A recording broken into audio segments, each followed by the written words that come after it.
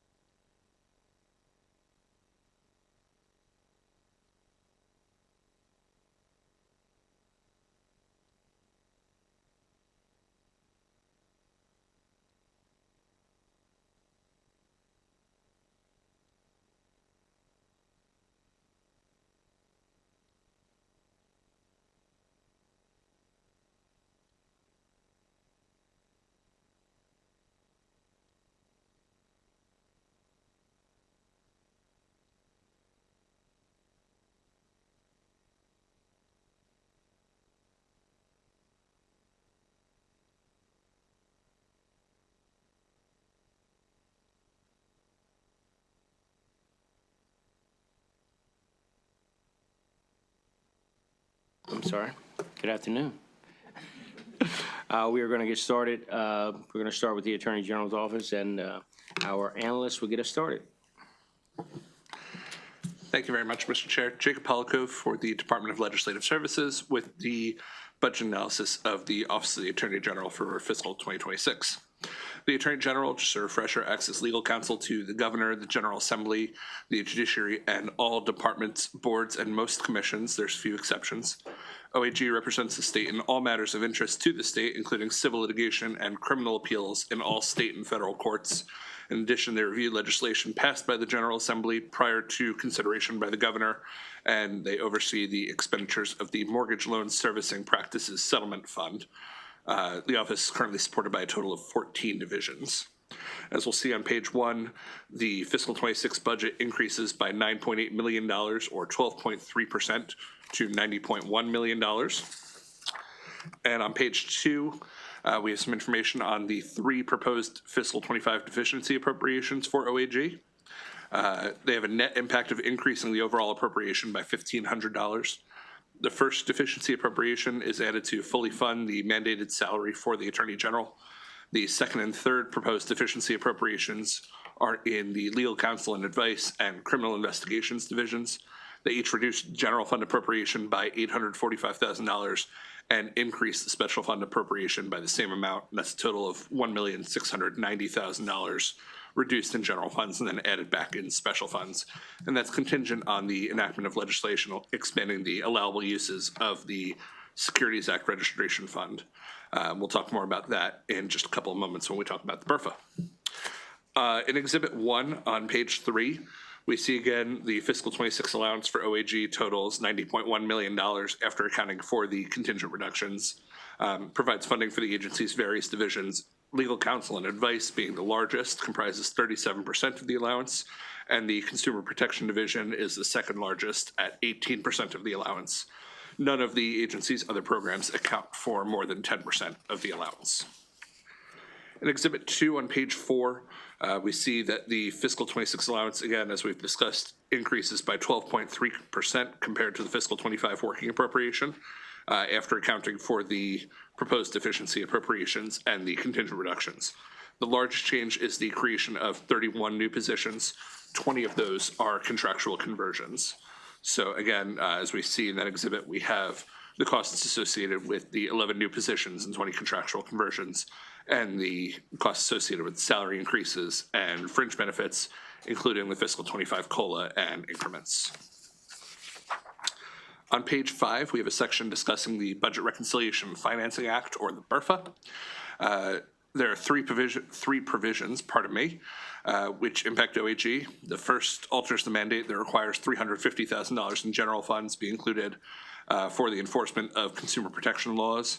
That changes the mandate for this year to be met with special funds rather than general funds. The allowance therefore contains a reduction of $350,000 in general funds and special funds in the same amount contingent on the passage of the BRFA. The language, however, that appears in the budget bill containing these contingent actions is not clear, as it's written as contingent on the enactment of legislation reducing the mandate, while the mandate is instead altered to mandate special funds rather than general funds. So the Department of Legislative Services is recommending amending the budget bill language to make the contingent language more clearly aligned with the BRFA provision. The other two provisions impact the Securities Act Registration Fund. The first alters the allowable uses of the fund to allow the fund to be used for the agency's general operations. The other provision authorizes the governor to transfer $5 million from the Securities Act Registration Fund to the general fund. After accounting for those provisions, OAG anticipates a fiscal 26 closing balance for that fund of $5.7 million. In terms of personnel, we see that, again, the new positions include 5 new assistant attorneys general and an administrative position for civil litigation, along with other positions for the Consumer Protection Division. The additional AAG positions and resources for trying and investigating the higher number of cases present in recent years, along with the more complex nature of cases, especially as digital evidence becomes more prevalent and takes additional time to analyze during the investigative and prosecutorial processes.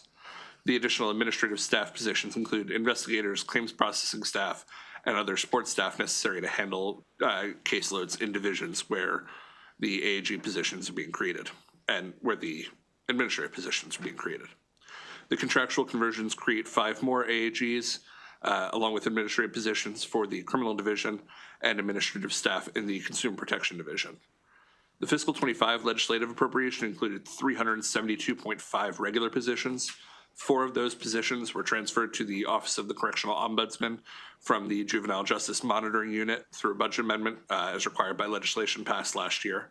And then, in addition, the Board of Public Works created 1 new AAG position to support the Maryland Technology Development Corporation's General Counsel and 3 pre-existing AAGs providing legal services. And as a result of those mid-year actions, the working appropriation for fiscal 25 includes a total of 369.5 regular positions. In terms of positions, lastly, the 13 vacant positions present at the end of December 24 are below the number of necessary vacancies for OAG's budgeted turnover amount. And if the agency continues to have that level of vacant positions, they may require additional funding at some point to fully fund their personnel expenses.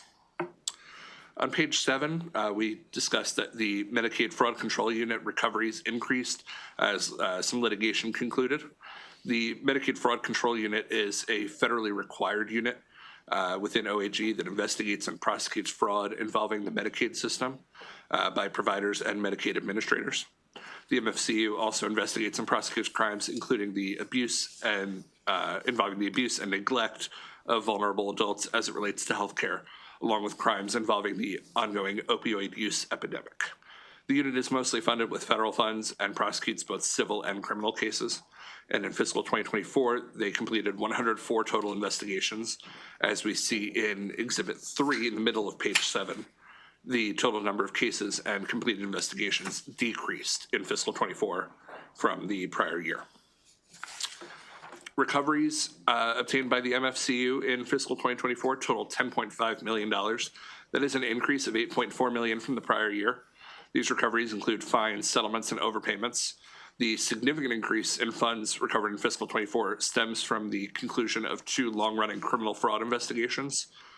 Those cases, which concluded in fiscal 24, brought about $9.5 million in restitution. However, without the recoveries from those 2 cases, the total recoveries in fiscal 24 would have been approximately $1 million, and that would have been the lowest amount collected in the past 10 years. Next, we'll talk about the Access to Counsel and Evictions Program, which is entering the final year of its rollout this year. The program and the special fund are both administered by the Maryland Legal Services Corporation. They provide counsel in cases of eviction for qualifying individuals. The legislation which created the program and the special fund also established the ACE Task Force, which has 15 members appointed by OAG. And the task force is responsible for studying potential funding sources along with making recommendations to improve the implementation of the program and evaluating the provision of services provided under the program. The rollout of the program is a 3-year process due to be completed by October 1st of this year. Just to refresh, the first phase included counsel being offered via the program to qualifying tenants in counties which previously operated their own access to counsel and evictions programs. The current phase that we're in involves geographic expansion to counties that did not previously have access to counsel programs, along with the implementation of a coordinated intake program. The coordinated intake program allows tenants to call a hotline to request counsel in an eviction proceeding. They're referred directly to a provider serving their area who has the capacity to take on the case. In fiscal 24, 8,745 tenants were provided with counsel via the program. That's more than double the amount from the prior year. Fiscal 24 also included the program expanding its representation to each jurisdiction in the state, along with additional legal services providers joining the program, which enables more tenants to utilize the program. As we see in Exhibit 4 on page 9, Anne Arundel, Baltimore, and Prince George's counties, along with Baltimore City, accounted for approximately 80% of the total number of cases served in fiscal 2024. Funding in fiscal 24 was provided by the Abandoned Property Fund and federal grant funds from the Emergency Rental Assistance Program, which were acquired via an agreement with the Department of Housing and Community Development. The distribution from the Abandoned Property Fund was mandated by Chapter 40 of 2022, and that mandate is currently set to expire after fiscal 2027. The funding provided to the program is used primarily to fund legal services grants, to providers participating in the program, along with administrative costs and tenant outreach and education. As we see in Exhibit 5 on page 10, the costs of the program did exceed the $14 million mandated in fiscal 24, which included both funding from the Abandoned Property Fund and the federal grant funds. The Maryland Legal Services Corporation has previously estimated that the program will cost about $25 million per year when it's fully rolled out. With the rollout process planned to conclude during fiscal 26, the program does not appear to be fully funded and may require additional funds to operate at full capacity during fiscal 26. Prior to the date for completion of the rollout, October 1st of this year, MLSC should continue to work with the task force to continue to research and identify additional fund sources for the program.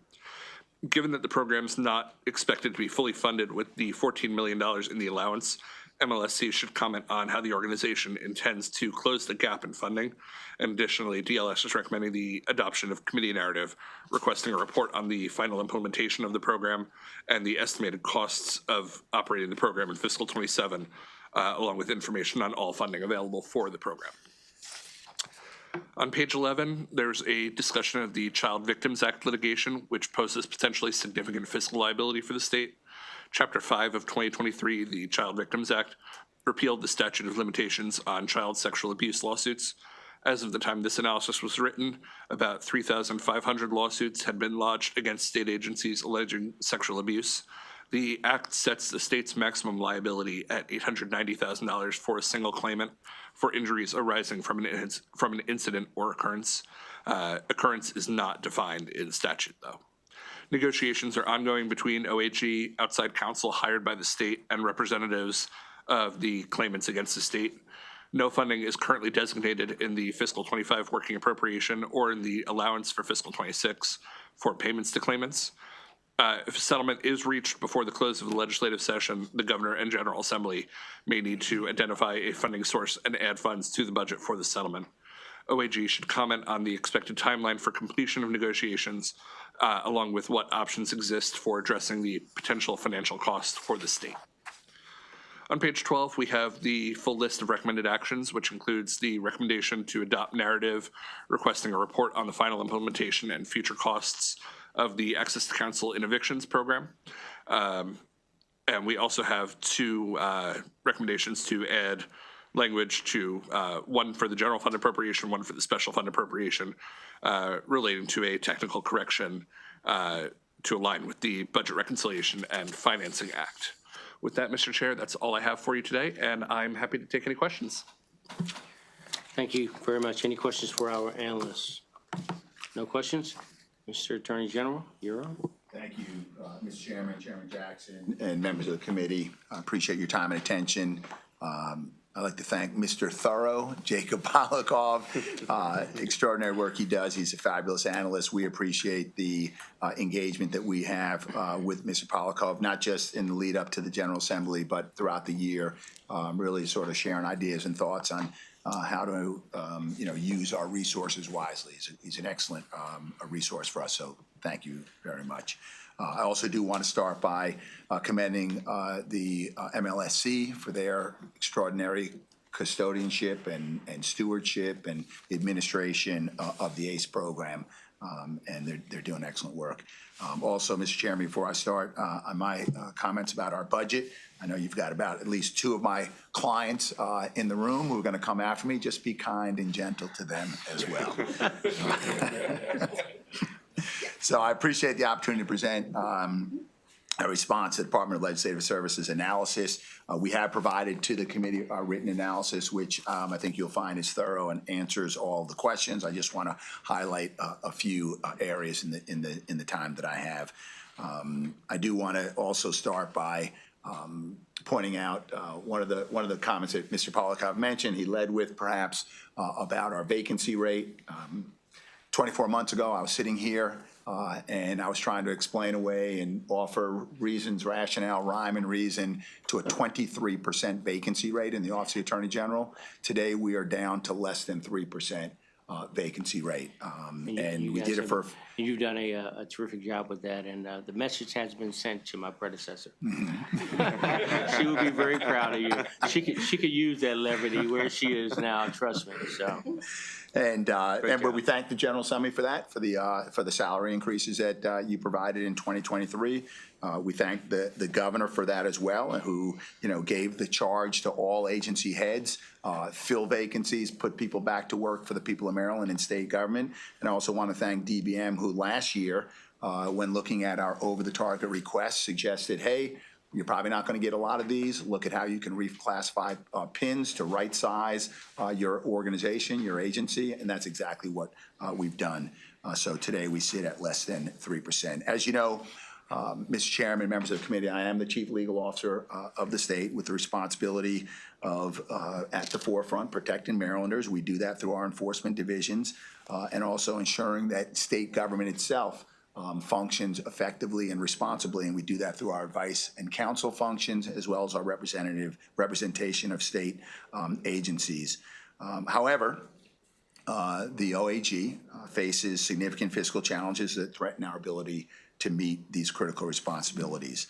And the office requires adequate resources to continue serving Marylanders effectively, so I'm urgently seeking your support to address these funding gaps. And I will preface and end, and I acknowledge we are in a very difficult budget environment, and I do not envy you for the work and the tough decisions that you have to make, but certainly it's my responsibility to highlight to you what our challenges are and our requests.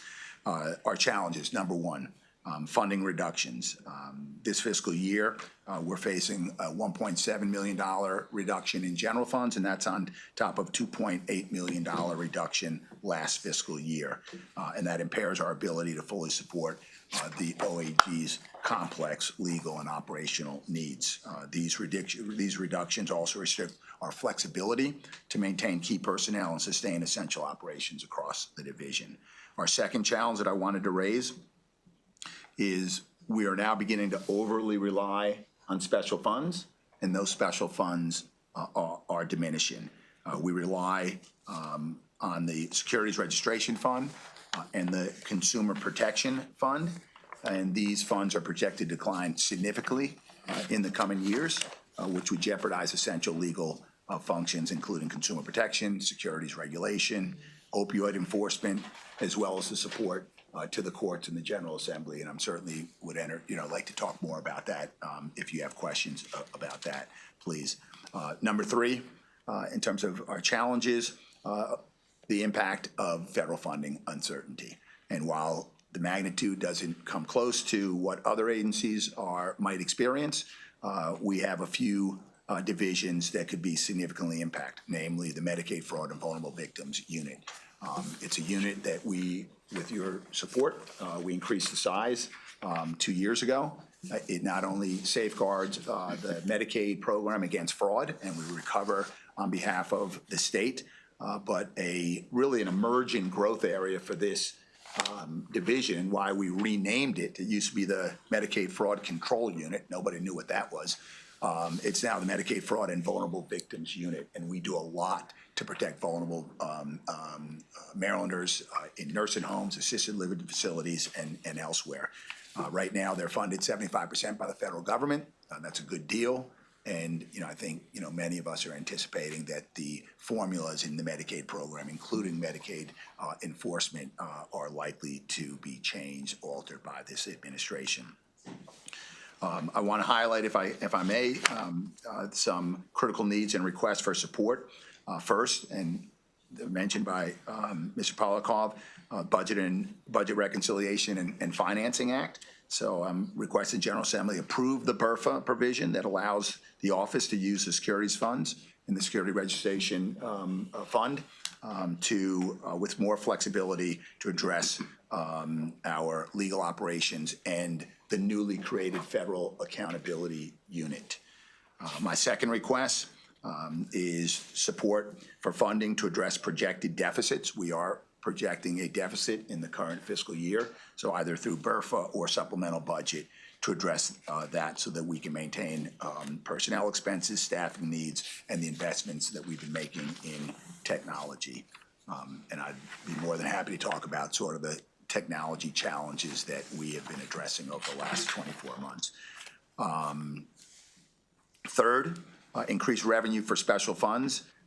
We are proposing an increase in the securities stockbroker fee by $10. We've done a little, and working with DBM, we've looked at what other states do. West Virginia and Pennsylvania charge more than we do for security brokers' fees, and we're a little bit higher than the District of Columbia. We think that this would be a reasonable area to way to increase fees in the securities registration fund, and that fee has not been increased for as long as anyone on my team can remember. And then finally, in terms of requests, is funding for the opioids enforcement unit. It's in the governor's budget that $1.5 million of the opioid restitution fund can be used to support the 6 people that I have that recover the opioid recovery in these large settlements. I just want to spend a little bit on time on this one. Starting in 2016 under my predecessor and through today, through December 31st of 2024, we have secured obligations on behalf of the state of Maryland and its subdivisions in the amount of about $680 million in opioid restitution. About $180 million have already come to the state of Maryland, and out of that, $80 million is for the state, because there's an allocation, as you know, there's an allocation model between state and local subdivisions. So that's a considerable amount of resources, and that is attributable to the work of the opioid enforcement unit in the Office of the Attorney General. Brian Fry started that in 2016. I think there was 1 or 2 people doing it. He did the right thing. There was a crisis. Attorneys general across the country came together, said we need to hold people, the manufacturers accountable. And what Brian did is he used the one resource that gave him the flexibility to do that, and that's the Consumer Recovery Fund. So he didn't create PINs. He set aside PINs. He took the money out of the Consumer Recovery Fund, and that's the fund that has been funding this unit, which probably started with 1 or 2 people. It's now at 6 people, and that is the fund that has been funding this unit. I don't think you can find, so what we're asking is that the opioid restitution fund be the fund that supports that unit. I don't think you can find another compliance program in the state of Maryland, inspection program in the state of Maryland, enforcement unit in the state of Maryland that recovers money for the state into a fund where that fund doesn't support the inspection, compliance, enforcement program. And this should have been addressed a while ago, but we need it to be addressed now because, as I said earlier, that Consumer Recovery Fund is going down. That fund, Consumer Recovery, that funds the 70 people I have in the Consumer Protection Division. Maryland is second to none in consumer protection. We have the Consumer Protection Division that is the envy of the country. And it's not, I didn't create it, I just inherited it, and I'm grateful for that. I've got a fund of about $18 million that supports those 70 people. We bring in probably $5 or $6 million a year. That fund is going to run out soon. It's projected to run out in about 3 years on its current trajectory. So I'm looking to offload from the Consumer Recovery Fund, not with general funds, which I know we're all sort of looking for, but with the other special fund, a different special fund, and that's the Opioid Restitution Fund. So I'm asking you to support the governor's $1.5 million there. And just so that you know, the Senate Finance Committee is considering a bill that will establish that in law. So that this way, and I'll be candid and transparent, this way every year I'm not going to have to give this arm and this wrist and half of my left leg during my budget negotiations with DBM to get that $1.5 million. I got a lot of other fights I got to fight, and I really would like to put it in law so that it's something that is a recurring, and we've agreed to a 5-year sunset so we can go back and revisit it and see if it still makes sense. And with that, Mr. Chairman, I just want to again thank you for giving us an opportunity to present our response, highlight some challenges, and certainly to answer any questions that you may have. Absolutely. Thank you for your presentation. And before we move forward, I want to recognize the Chair of Budget and Taxations in the room, observing the day. And I think he heard your words. Mr. Attorney General, you and I have had that conversation regarding those special funds and any enforcement units.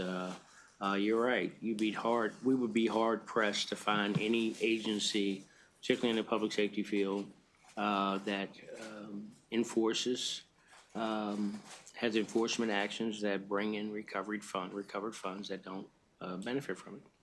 It doesn't really make much sense. So I'm glad to see that your conversation has at least, to this point, has the 1.5 that's there, and I think we'll probably be right beside you, making sure that that stays there. So terrific job, by the way, on that.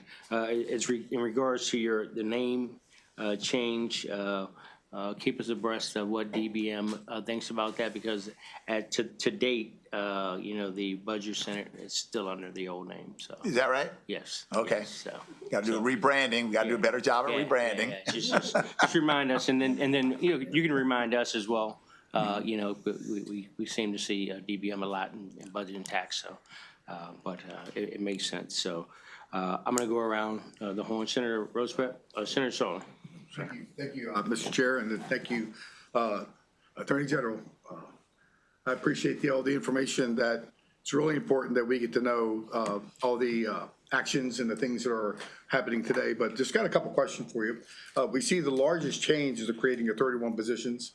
20 of them are contractor or conversions, as we see. But why do we need these 31 positions? If you could answer that. And let me speak to the 21st. That's probably the easier one to answer, as I think we all recognize that, people who come to work in state government are often making a sacrifice in terms of salaries and what they can make in the private sector. But people join the public sector because they believe in the noble work and the mission of state government. Contract positions make it very difficult, much more difficult to recruit and retain because they don't have nearly the benefits. So 20 of those are contractual conversions. The other 11, are you able to speak to the other 11? The other 11 are in our Consumer Protection Division, and all of those are non-attorney positions. One of the things that I uncovered when I came to the Office of Attorney General is that we didn't have an adequate ratio, an appropriate ratio, an effective ratio of lawyers to non-lawyers. And I think what happens over the years when budgets are either stagnant and certainly when they decline in an organization like the Office of Attorney General, you tend to sort of let go of the non-lawyers first. And I'm not saying that that's what I would do, but that I think is what's happened over the years. And what I do is I've got lawyers that are doing a lot of non-lawyer work, right? So these additional positions in the Consumer Protection Division that add up to 5 are for non-lawyer positions. And then the other 6, as I mentioned, are in the federal litigation unit. Yeah, and I was just going to go about that for the BPW, which you received 6 more new positions, which giving you $1.2 million through the Federal Accountability Unit, which I thought maybe that could fill some of those positions. But the previous Attorney General, he had a similar unit. What happened to that unit? Sure. And just to clarify, the 6 that we got in the BPW, those are the same 6. So it won't be 12. It'll be 6, which we're getting for this fiscal year, and then in the budget for fiscal year 26. So it won't be 12. It'll be 6 additional. So several years ago, right, 2017, the General Assembly passed the Maryland Defense Act, giving the Attorney General the authority to bring action against the federal government when those actions threaten the well-being of Marylanders in the state of Maryland. And while the General Assembly put into writing that the governor shall fund, the governor did not fund. So Brian Frosch was able to take positions from other divisions to fill that unit. And Maryland participated in those actions, but Maryland didn't lead in those actions. And Maryland's got to be a leader. We're a leader in consumer protection. Our organized crime unit, we set a standard. I'm not going to say statewide because our state's attorneys do a fabulous job, but nationwide, we set a standard. Maryland is about setting standards and leading. So if we're going to have a federal accountability unit and the authority to protect the interests of Maryland, I need the resources to do it. And what I want to highlight is if I don't do it, And, I get a lot of calls from members of the General Assembly, and I'm glad to get these types of calls, and they're usually around consumer protection. I got a constituent, X, Y, and Z. I've got something X, Y, and Z. And I mentioned I've got 70 people in my consumer protection division. I could triple the size of my consumer protection division, and I still would not be able to address all the unfair and deceptive trade practices that our constituents experience. So I've got 70, and they do a great job. I should not be pulling from that 70 to take them off that front line to put them on a different front line. So I'm asking for 6 pins so that I can be on the front line wherever I need to be for the people of Maryland. And thank you for those answers, because I see with Brian Frost, when he was Attorney General back in not the Biden administration, but the previous administration, he had 99 federal actions against them. The previous administration was the Biden administration, had 5 federal actions against them. And so, we're knowing that we need to protect Maryland. Okay, we need to protect ourselves, let alone protect Maryland. But I just want to make sure that we're being very responsible with the people's funds and doing it in a way that we're doing it soundly. I mean, we need to answer the call to everything that we do, and we need to be responsible at the same time. And that's why, I want to see us, if there needs to be a lawsuit and something that's in place, of course, we need to protect Marylanders. But I just want to make sure that we don't just nonchalantly just continuing to sue because it's this previous administration or this administration. I just think we just need to be responsible. I understand, and I hear your points about the positions. I just think at the same time, at times we need to reevaluate. I think I understand that we need to move forward in some areas, but I think we can reevaluate and find ways where we can maybe not have this many administration these positions. So, but I want to thank you for those answers, and I want to thank the chair. Senator, thank you. Can I just say one other thing? Another difference between in the last 8 years is, and this is certainly not a complaint, right? Because we like responsibility and we like authority. The General Assembly is giving a lot more authority to the Office of the Attorney General, and we always assume that when you give us the authority, that's a priority. Right? So you've given us the authority to do online data privacy protection, no additional resources. To enforce the kids code, no additional resources. And we're not complaining, right? But with these additional authorities, which we interpret as priorities for the legislature, we're doing more today than we were doing 8 years ago. So we certainly need those resources. The other point I want to make, I agree with you wholeheartedly in terms of the types of actions we bring. And I've said to my team, we're going to either lead or join an action against this administration. And what's the standard? The standard, in sort of simple explanation, I've got to be able to stand in front of a group of Marylanders, pick 200 Marylanders that represent the diversity of Maryland.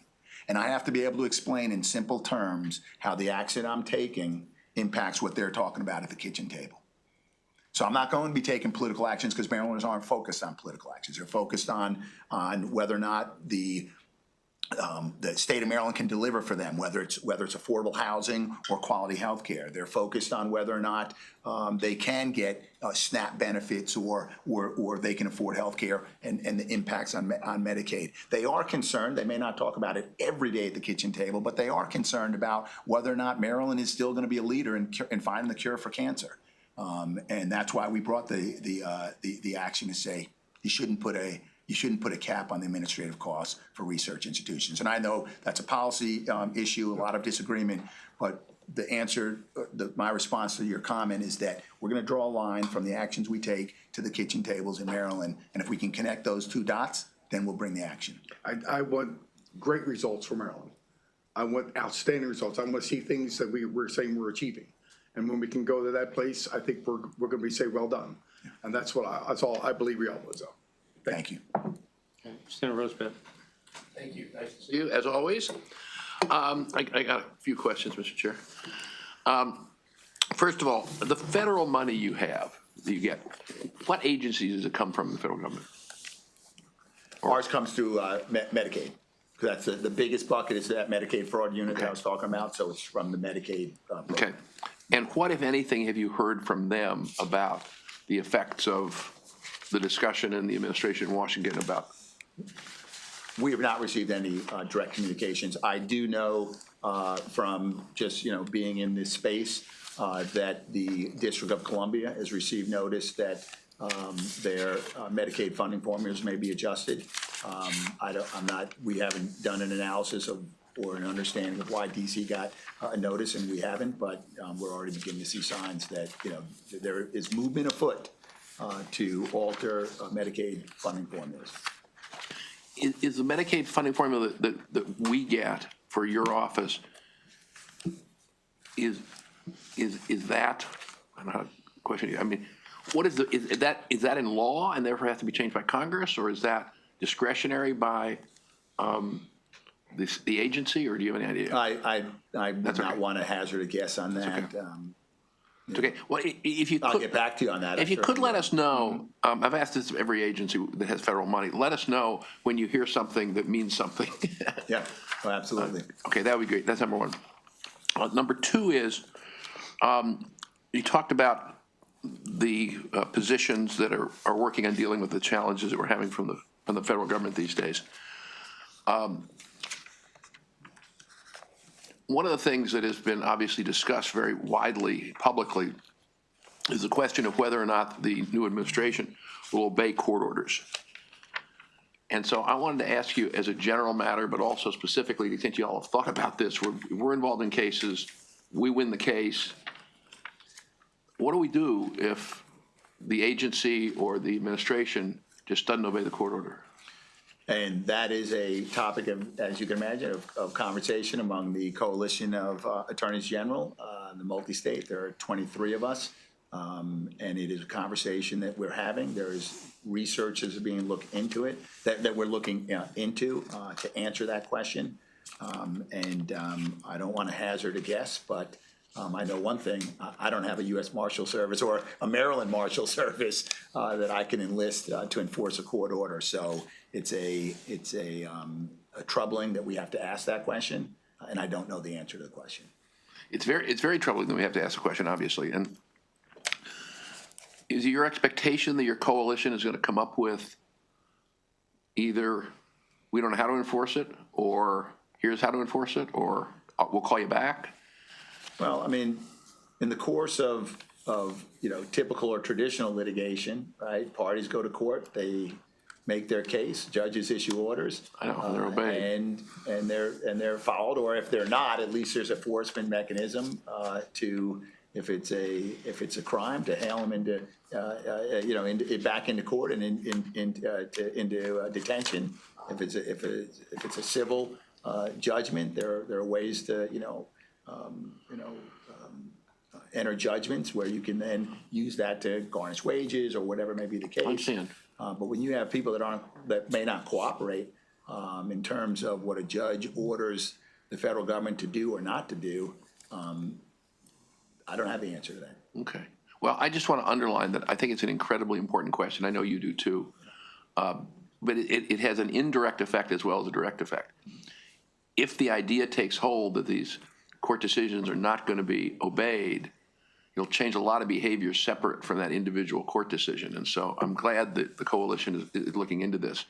And if there's any help that you need from us, please come back, because I think it's a mission critical question. One other question on that litigation is, you talked about the number of positions and funding it and so forth.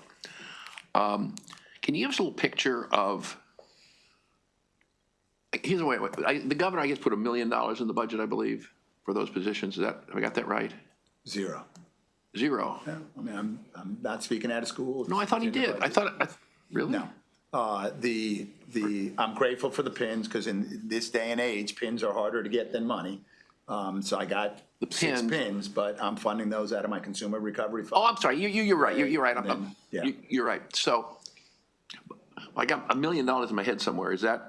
So the cost roughly of that is, I think, what, 1.1? 1.1. Okay. Well, maybe it was a press release that sort of took credit for it. I'm not sure. I don't mean by you. I don't mean by you. But where I'm going with this is, give us a little feel for how that money, how that money is being spent, how those people are spending their time, And follow-up question is, how do we know it's enough? Right. So it's all payroll, right? It's payroll, and, I imagine we're going to incur some litigation costs at this point. This is not discovery-intensive litigation, but there will be a time, where, we may enter into a pretrial discovery phase, and you may have to hire consultants, and you have to prepare witnesses, and you've got to review documents and produce documents and the like. And then there will be litigation costs, and that will be shared, as is the case. By the 23 states. Yeah, exactly, which is the advantage of Some kind of pro rata. Right, we did that with not so much with opioid litigation, but we do that with a lot of multi-state litigation. We share costs and sort of put it into a fund, and we share costs. So with that, but right now, the 1.1 that we project is primarily payroll, some technology, right? We need the technology to support it, whether it's case management, document I got you. system, the like. Okay, thank you. The Child Victims Act litigation. I think the analyst said we might or might not know about settlements before the end of the session, and that's been discussed.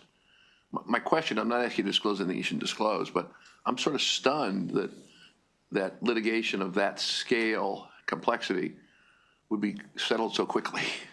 Give me a sense of of why that is even possible.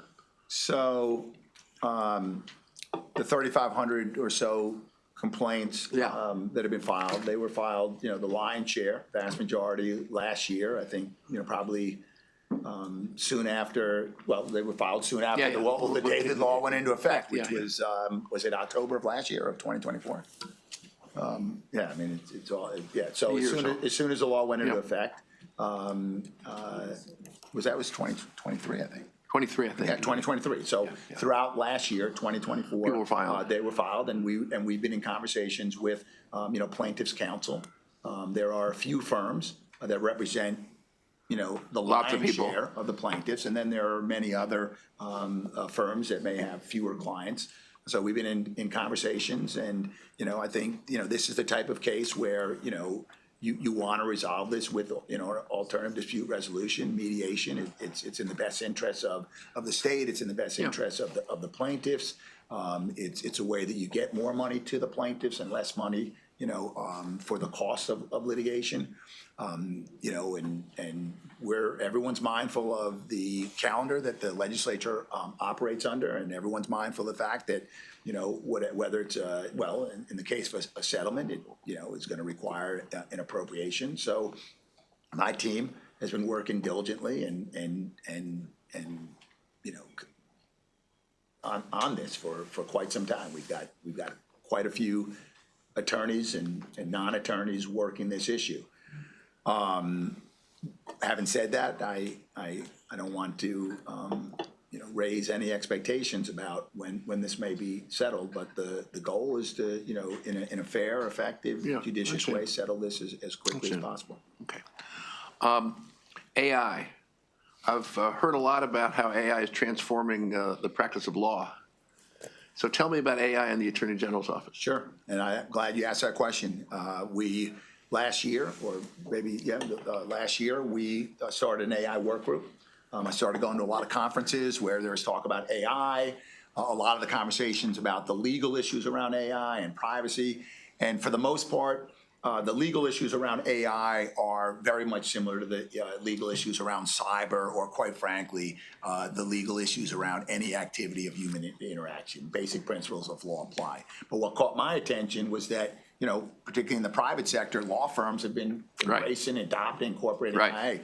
So we put together a work group. And you probably also know that the governor has been putting out some guidance and a framework at the state level. So we took a look at that. We have a work group that's looking at three areas. One is, what would be the protocols in place to apply AI to the legal work of the office, and that's the more challenging. You've heard about the cases where someone files a brief, citing a case that doesn't exist, and it did happen. So how do you avoid that? And there are some products out there that are assisting in that area. but we're looking at protocols for the use of AI for our legal work. We have another group that's looking at different sort of use, best uses where we can apply it. And we'll have another group within that work group, another lane is the products that are currently available. And there are a lot of good products that are already on the market. So, and we've begun testing some of those in the Office of the Attorney General. There are two in particular that we've been working with. We like them, they're helpful. So we're embracing it. We're hoping to, and I think we're probably where, if not slightly ahead of any other OAG around the country. We're hoping to, what's our timeline on that? By May. By May. Recommendations. We're gonna have recommendations, within our office on what we're going to adopt and then share them with our colleagues around the country. Terrific. Well, that's really, really good to hear because we're asking all the agencies that. And I have to say, you're way ahead of most agencies. From those who've been in here for hearings here. I mean, like way ahead. Yeah, no, That's really good to hear. we're leaning into this. And because really if we're not doing it now, then, 2, 3, 4, 5 years from now, God forbid, it's gonna be like, wow, you just missed the boat. And we're getting, we're gonna get our clock cleaned by counsel on the other side. On the side, of the table no, because absolutely. They're using it. Absolutely. No, that's really good to hear. Last question, Mr. Chairman. All right. In the service of the cause, we have a budget problem in the state that seems to be getting bigger, as you are no doubt aware.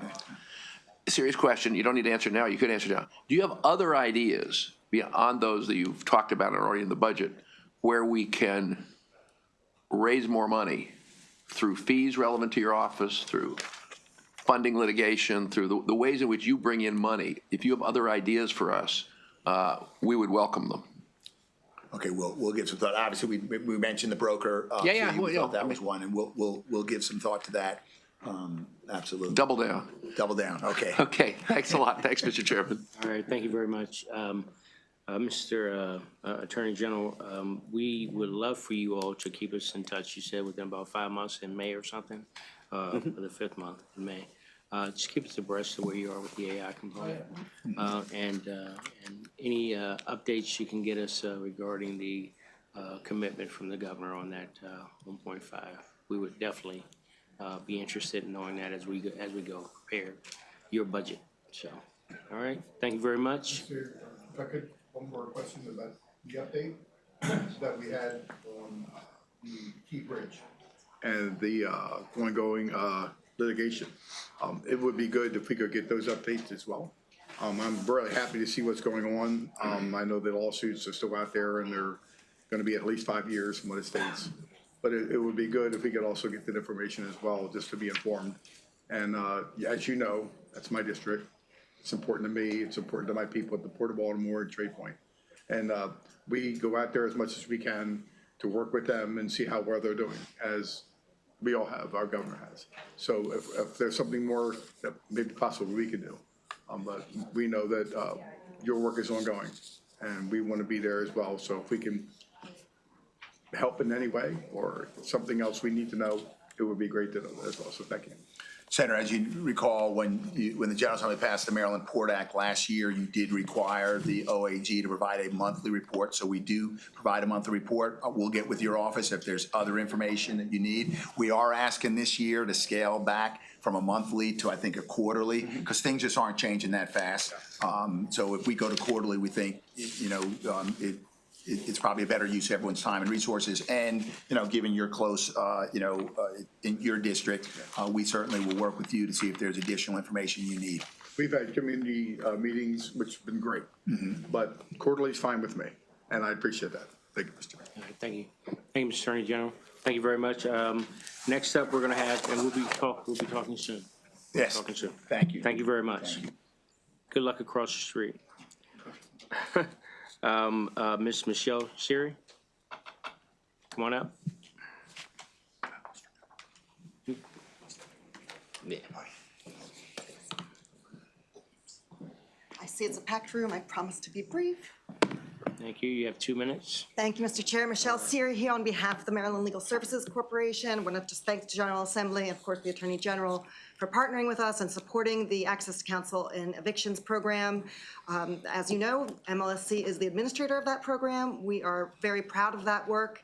and mostly here to answer any questions that the committee may have or the subcommittee may have about access to council evictions, and to just let you all know that we are in our third and final year of rolling it out. It is working. As Mr. Polikoff said, we had almost 9,000 cases last year. We are on schedule to surpass that number by far.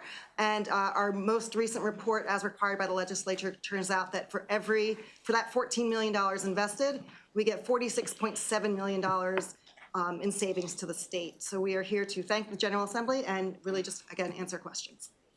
All right. Any questions for our guests? I have a question for you. Yes, sir. So 14 million, and you believe you need 25 million? Yes, sir. Currently, we're operating on about a $20 million budget. We've been making up that gap with various federal grants, some settlements from the Attorney General's office that were passed statutorily to come to us, and then also from filing fees and other parts of the MLSC fund. A lot of that federal funding is now expiring, but we did have an increase in filing fees that we're hoping to help fill some of that gap. And moving forward, once we get fully rolled out, we think it'll take another $5 million to continue the growth and to keep that program really a statewide, every jurisdiction program. So you're essentially saying 30 million? 25 million is what we think our end goal would be to sustain it. Right now, it's been 25 million, I'm sorry, is the end goal. It's been 20 since we've implemented it. Okay. Any other questions? Anyway, thank you very much. Thank you very much, sir. Appreciate it. Thank you. That concludes the hearing for the Attorney General's office.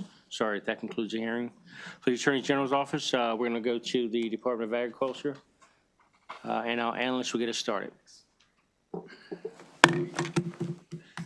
Thank you, Mr. Chairman. I will now present the Maryland Department of Agriculture's fiscal 2026 operating budget analysis. Page 1, you see there that the budget decreases by $6.9 million, or 5.2% to $125.9 million. In terms of the fiscal 2024 activity, this is actually germane to some of the recommendations in this year's budget. The Maryland Department of Agriculture was not able to use the entire $2.5 million for the Tree Solutions Now Act funding for planting on trees on agricultural lands. So they reverted about $2.2 million of that funding. So going forward, they expect to be able to use about $500,000 for that purpose. There's a Budget Reconciliation Financing Act provision that actually effectuates that. We'll talk about that a little bit later. Cost containment for fiscal 2025, there was a Board of Public Works meeting, July 2024. Largest reduction for the Maryland Department of Agriculture is about $2.3 million for grants to rural areas by the Rural Maryland Council. In terms of the legislative priorities, noted on the next page, page 3, DLS does recommend asking the agency to describe kind of where they are with each of those particular projects. It appears from the testimony that only Montgomery County's Office of Agricultural Wayfinding Signs is the only kind of priority that's out there that still hasn't been resolved. In terms of deficiency, there's a fiscal 2026 budget includes 4 deficiencies as noted on pages 3 and 4.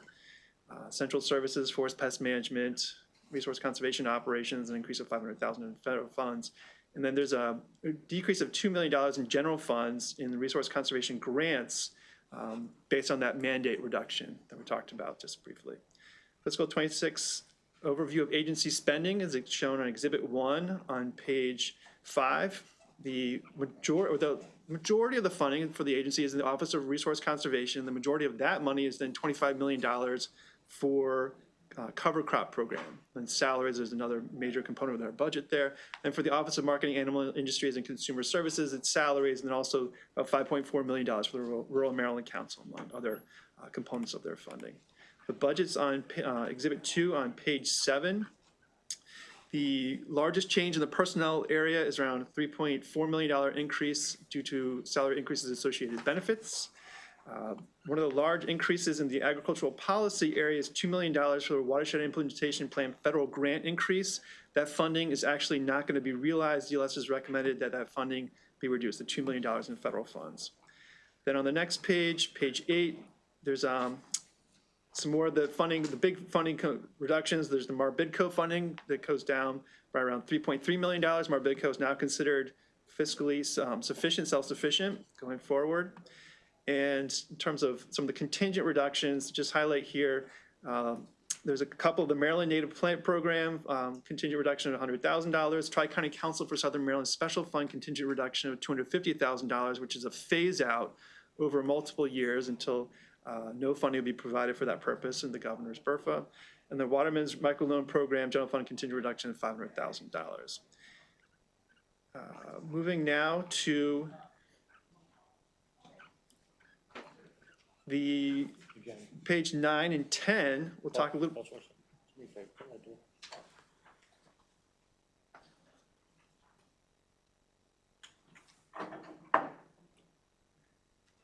Sorry about that. Thanks. So on bottom of page 9, going on to page 10, is a little discussion about the information technology projects in MDA's budget. There are 2 projects. DLS notes that one of them has what looks like a large increase in funding. The agency has provided some additional information to indicate that it sounds like the Department of Information Technology is allocating a kind of a global cost to agencies, which is inflating project costs, not necessarily the work done for this particular project. There's also, which is recommended, a discussion about shifting out of the digitization and modernization project and how the MDA will kind of manage the expenditure of $29.4 million in fiscal 2027, which is almost half of the overall project cost in 1 year. Exhibit 3 on pages 11 and 12 and 13 reflects the Budget Reconciliation and Financing Act provisions impacting Maryland Department of Agriculture. The largest one, once again, is that $2 million reduction for tree planting agricultural land at the very top of the exhibit on page 11 there. Moving now to funding for the personnel data, excuse me, that's reflected on page 15. You'll see there the increase in the positions of 14.3 between fiscal 2025 and fiscal 2026. That reflects there's 6.3 new positions, brand new positions to be hired, and then 8 positions that are contractual conversions. The 6.3 includes a 0.3 increase to take a assistant attorney general to from a part-time position to a full-time position. So it's really only 6 new positions in the budget. However, there do appear to be a high number of vacancies. The agency has noted that since the data came in for December 31, that they've done an incredible job of hiring. But with the data we had, DLS is recommending that the positions, the 6 new positions and associated funding be deleted in favor of using or reclassifying some of those vacant positions. The exhibit 4 on the next page, page 16, reflects the funding for the new positions, one of which is for a new program called the Maryland LEAF Program, which we'll talk a little bit more about in one of the issues in this analysis. DLS has recommended on page 17 that MDA comment on the reason for the substantial increase in the vacancy rate. MDA was a poster child for bringing down vacancies last year, down at 6.72%, but then it's risen with the data we had as of December 31st, 2024 to 10.56%. So we've asked the agency to comment, and they'll talk a lot about how they've been able to fill a tremendous number of positions since then. The first key observation on page 18 concerns the highly pathogenic avian influenza reimbursement funding. So we've talked a little bit about the federal funding concerns. One of the questions here is, was Maryland Department of Agriculture going to receive reimbursement for the work it's been doing for dealing with highly pathogenic avian influenza, which is apparently having a number of outbreaks in Maryland. DLS recommends that MDA comment on the communication it's had with the federal agencies about that funding and about just kind of in general federal funds for use for highly pathogenic avian influenza. The next key observation on page 18 reflects the information about the electric vehicle charging inspection program. So last year there was both narrative from the Budget Committee narrative and a report requirement through legislation chapters 452 and 453 that both looked at the question of who's going to be responsible for doing both reliability and accuracy of electric vehicle station kind of reporting. So currently MDA has the authority for accuracy, but nobody really has taken the responsibility for reliability. So the question is, among the different agencies that could potentially take this role, Maryland Department of Agriculture, Department of Transportation, Public Service Commission, the Controller, and the Maryland Energy Administration, who will then take on that responsibility? It could be expansion of MDA's abilities to work. However, Exhibit 5 on page 20 does reflect that the reliability work that MDA would be doing, at least according to an estimate in the fall of 2024, would be the highest cost of the program to do that work of the agencies noted there. Public Service Commission comes in at a relatively low $3.1 million over 4 years, but Maryland Department of Agriculture is up at like $7.1 million. Then moving to the next page is Exhibit 6 on page 2021. This reflects the big picture look for Maryland Department of Agriculture's reliability and accuracy funding. So the first component there at the top is just more detail about the reliability component, which they are not doing currently. Then the bottom part is the accuracy part. Are the charging stations actually kind of accurately reflecting how much charge is coming out to the customers? And so obviously there's a certain amount of money involved in these needs. July 1, 2025, my understanding is MDA is interested in going out to start and do those inspections, but it doesn't look like there's any funding in the budget for that purpose. MDA should discuss whether there's been any further discussion about who's going to be responsible for reliability in the state, and also to talk about the funding in its budget for inspections for accuracy. Third key observation on page 22 concerns the Maryland Leaders in Environmentally Engaged Farming Program. So this is part of the administration bill, Senate Bill 428 and House Bill 506. There's a number of provisions in there, one of which is to create this new program, which we discussed a little bit in the Chesapeake Bay overview. It's sort of like the lead version, kind of architectural version for agriculture, in terms of making sure that people who are doing the right thing in terms of best practices for nutrient and sediment reduction, and also for community practices, engagement with the agricultural community as a whole, are rewarded for that, making sure that they're kind of noticed by other people, and that there's a potential also for getting some additional assistance, is my understanding, to kind of be able to do their work and to kind of reward them for that purpose. However, there's a certain amount of concern about what exactly is the funding need or kind of plan for fiscal 2026. The budget comes in with $900,000 in funding, which is very clear in general funds.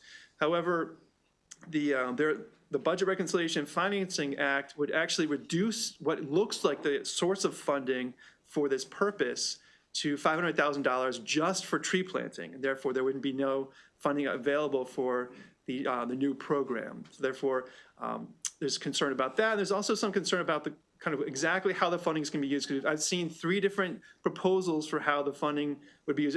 My understanding is it could be either 1 or 2 positions, and that there's varying levels of contractual services and grant funding that could be used. Most recently, the fiscal note for this bill did have a plan that was laid out, but that was different from the budget material that was submitted to us. DLS recommends reducing the appropriation, which is first commenting on the intent of how the program will be funded long-term, given the kind of uncertainty about the various bills that are in play, and then also recommends reducing the appropriation for the program from $900,000 to $500,000, restricting cutting the $500,000 if the bills that actually create the program do not pass, and then finally restricting $100,000 until the submission of a report on the overall scope of the program and what's planned to be done with it. The fourth key observation, bottom of page 22, is concerns of value-added agriculture. So obviously very important to move away from commodity agriculture in the sense of commodity costs, just kind of lowest common denominator, kind of always coming down. Therefore, Maryland could be situated with a large market around it to really flourish for value-added agriculture. So DLS recommended, the General Assembly or the Budget Committee's adopted narrative discussing where we are with value-added agriculture. And the highlight really on page 24, Exhibit 7 reflects the licenses that are issued by various state agencies for value-added agriculture purposes, but MDA really had to cobble these together. There is no one source of one permit for value-added agriculture in Maryland, which is part of the problem in terms of the ability to expand the program because of the difficulty with all the different regulatory regimes for different agencies and the different levels of government. One question would be, could there be an MFR measure, managing for results measure, that could kind of capture the value-added agriculture universe in Maryland and see where we're going? I didn't see any MFR measures in the budget submission, but I do now, since seeing the testimony. So there is one line there. It doesn't provide as much clarity as the chart above, but there is one line about kind of data. Also asked the agency to comment on the Buyer Grower Expo that was held in 2025. It's now held annually. It's very important for value-added agriculture expansion. The relationship between value-added licenses noted above here and the kind of what is the growth and health of the value-added agriculture industry in Maryland, how increasing the number of agricultural development specific positions in local jurisdictions would help. So this would be kind of, promoting agricultural development in the various jurisdictions, and a couple of other things noted on that page. Fifth and final, key observation concerns the enforcement inspection position strength assessment and vacant position filing. That report was not submitted as requested by narrative. DLS recommends that MDA comment on why that report was not submitted, which is done in cooperation with the Maryland Department of the Environment, and recommends that there be a narrative adopted for the same purpose for the next fiscal year. On page 26 are the recommendations. The first recommendation there is to reduce the 6 positions, new positions, with the idea that those positions and that funding could be basically addressed through the existing vacancies. The second recommended action there concerns the Leaders in Environmentally Engaged Farming Program, which would be the restriction of, or the reducing of $500,000 if the bills creating the program do not pass, and then further restricting the $100,000 for a report. On the next page, page 27, there's a reduction recommendation for $400,000, bringing the program down to $500,000. General funds, and finally, the recommendation to delete $2 million in federal funds for funding that will not be received. That's the conclusion of my presentation. Thank you very much. Any questions for our analysts? None? Mr. Secretary, you're up. Thank you very much. Mr. Chair, members of the committee, thank you for the opportunity to sit here before you today. I have next to me Heather Barthel, who is our Assistant Secretary for Administration. I will review a few points to address Mr. Gray's analysis, and Heather will add the rest and fix anything that I flub along the way. Mr. Gray, thank you for the analysis. Incredibly thorough. So I appreciate that. And thank you for incorporating some of our feedback, given that our vacancies have changed significantly. Vacancy rate has changed significantly. I do want to point out that I hope that you did hear the directive by the Attorney General to make us happy. I don't think we heard that. I speak for my fellow secretary in the first row over there as well. I think you heard it too? Okay, good. He's probably out in the hall right now waiting. So a few things. First of all, we understand and appreciate the challenging budget times, and we believe that this budget reflects not only a fiscally responsible way to reach our goals, but also gives us the flexibility to do it in pretty creative ways, and I'll get into that in just a moment. I do want to point out that the agency did sustain a number of hits to our rural programming, and that's important to note, and that going forward, we do hope that there is a restoration of funding for Rural Maryland Council, Marbitco, and some semblance of a rebuilding or shifting for SMATIC as well. So these are programs that are extremely valuable to rural Maryland, and we look forward to seeing them continue. I did want to first talk about vacancies. As Mr. Gray said, end of December, our vacancy rates were up. Our vacancy rate is now down. I was going to say we like to continue to be the champion, but the Attorney General coming in at 3% is hard to beat. We're going to land at about 4.68% as of March when our new staff comes in. And as I mentioned to the Attorney General, my predecessor has been notified as well. So please, yes. Yes, it is not easy to get below the 7%. That was our stated goal, but we've managed to do it. But where that brings us, it brings us to a point where we do not have relevant open vacant positions that we can retool to make use of in a way that would be productive in place of the new PINs. The new positions that are coming in, as Mr. Gray said, most of them are for contractual conversions. A lot of these contract positions have been contract and with us stable for up to 11 years. And so this is part of our governor's goal of doing the right thing, essentially, when it comes to staffing. There are 4 positions related to a bill, a very important bill that was passed last year related to food processing residuals. Those are inspectors and folks who are our processing applications to make sure that farmers who are engaging in the use of food processing residual and those who are distributing it and carrying it around the state are inspected or regulated properly. One of the new positions is for animal health. You might have heard about avian influenza. It is a significant issue right now in the state. We are managing it well. But when you look at the staff that it's taking to manage that, and yet we still have all of our animal health, our general standard regular animal health concerns and our laboratories as well. And I will put a plug in if anyone comes in asking for support for veterinary programs in the state. The answer is yes, because it is so difficult to find veterinarians, and especially veterinarians that deal in large animals. And so we've continued to have a position open, and we keep getting folks interviewing, and there's just so much demand in the field that we're having a hard time hiring someone. So please keep that in mind. And then finally, as Mr. Gray said, we're introducing a new program called Leaders in Environmentally Engaged Agriculture, farming, which I will talk about in a moment in a bit more detail. But the goal would be to have one of those positions supporting that new program. We have some folks on staff who we will be redirecting toward that program, but given the sizable shift in how we will deal with conservation going forward through this new program, we will need additional hands on the job.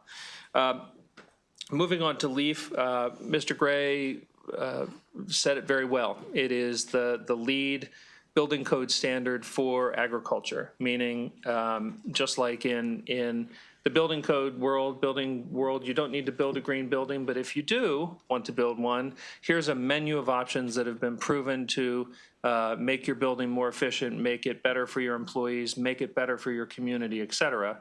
And then a third party will come in and assess the value of those different practices and build a score. And then you become a LEED certified or LEED certified bronze, silver, gold, or platinum building.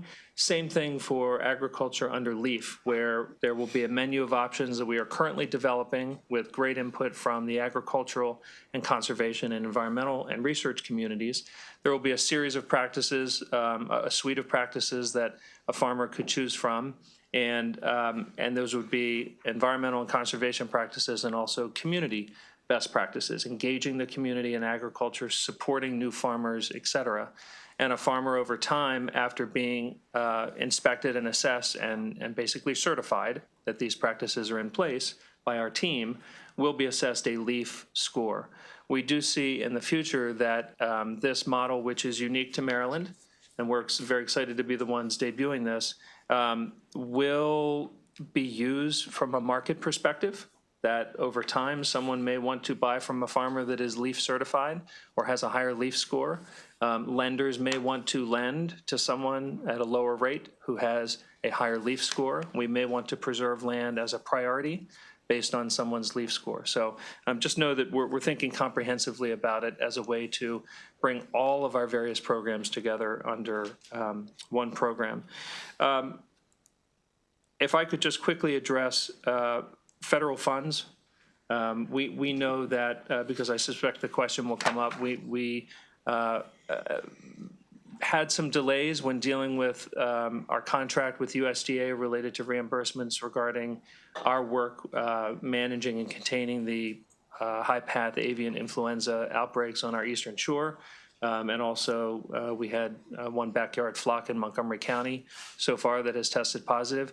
We have recently been approved by USDA, and they are beginning again to honor agreements. So there was a delay. We were never told no, but there was a delay, and apparently things are flowing again. But Heather can give more details about that.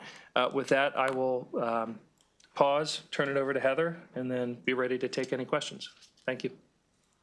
I think the one thing I will address is the MITDP, the information technology projects that Andrew did point out. And this is, I think, have to say, this is where Andrew's analysis is so valuable, is that we did not realize that that money had been shifted over to MDA's MITDP budget. So what it is that what it reflects is the work that DoIT did between 2018 and 2024 in standing up One Stop. You know, they were doing it for the entire state. And apparently they had been asked to divide that out between the agencies that they were doing work for. So that money was shifted from Do It to MDA, at least in the budget. That it's not an increase of funds to MDA, it's just a budgetary reflection of what occurred during that time period. So they added it for whatever reason to MITDP1, which is the first project that we were engaging in. So it inflates it's an inflation of what occurred between 2024 is what it appears to be. So it's not actually additional money that MDA was handling or using for our project. All right, thank you on that. Anything else you want to add before we go to questions? Let's go. So let me start off. I had the opportunity to sit in Tripoli the other day and heard your presentation there regarding LEAF and regarding the tree planting. Could you Sure. Expound on that for us? As Heather was speaking, I realized I skipped all of my notes about funding. So the goal with, and thank you for the question. You're before appropriate. In an appropriation funding committee, yes. Yeah, I'll make a big note on that.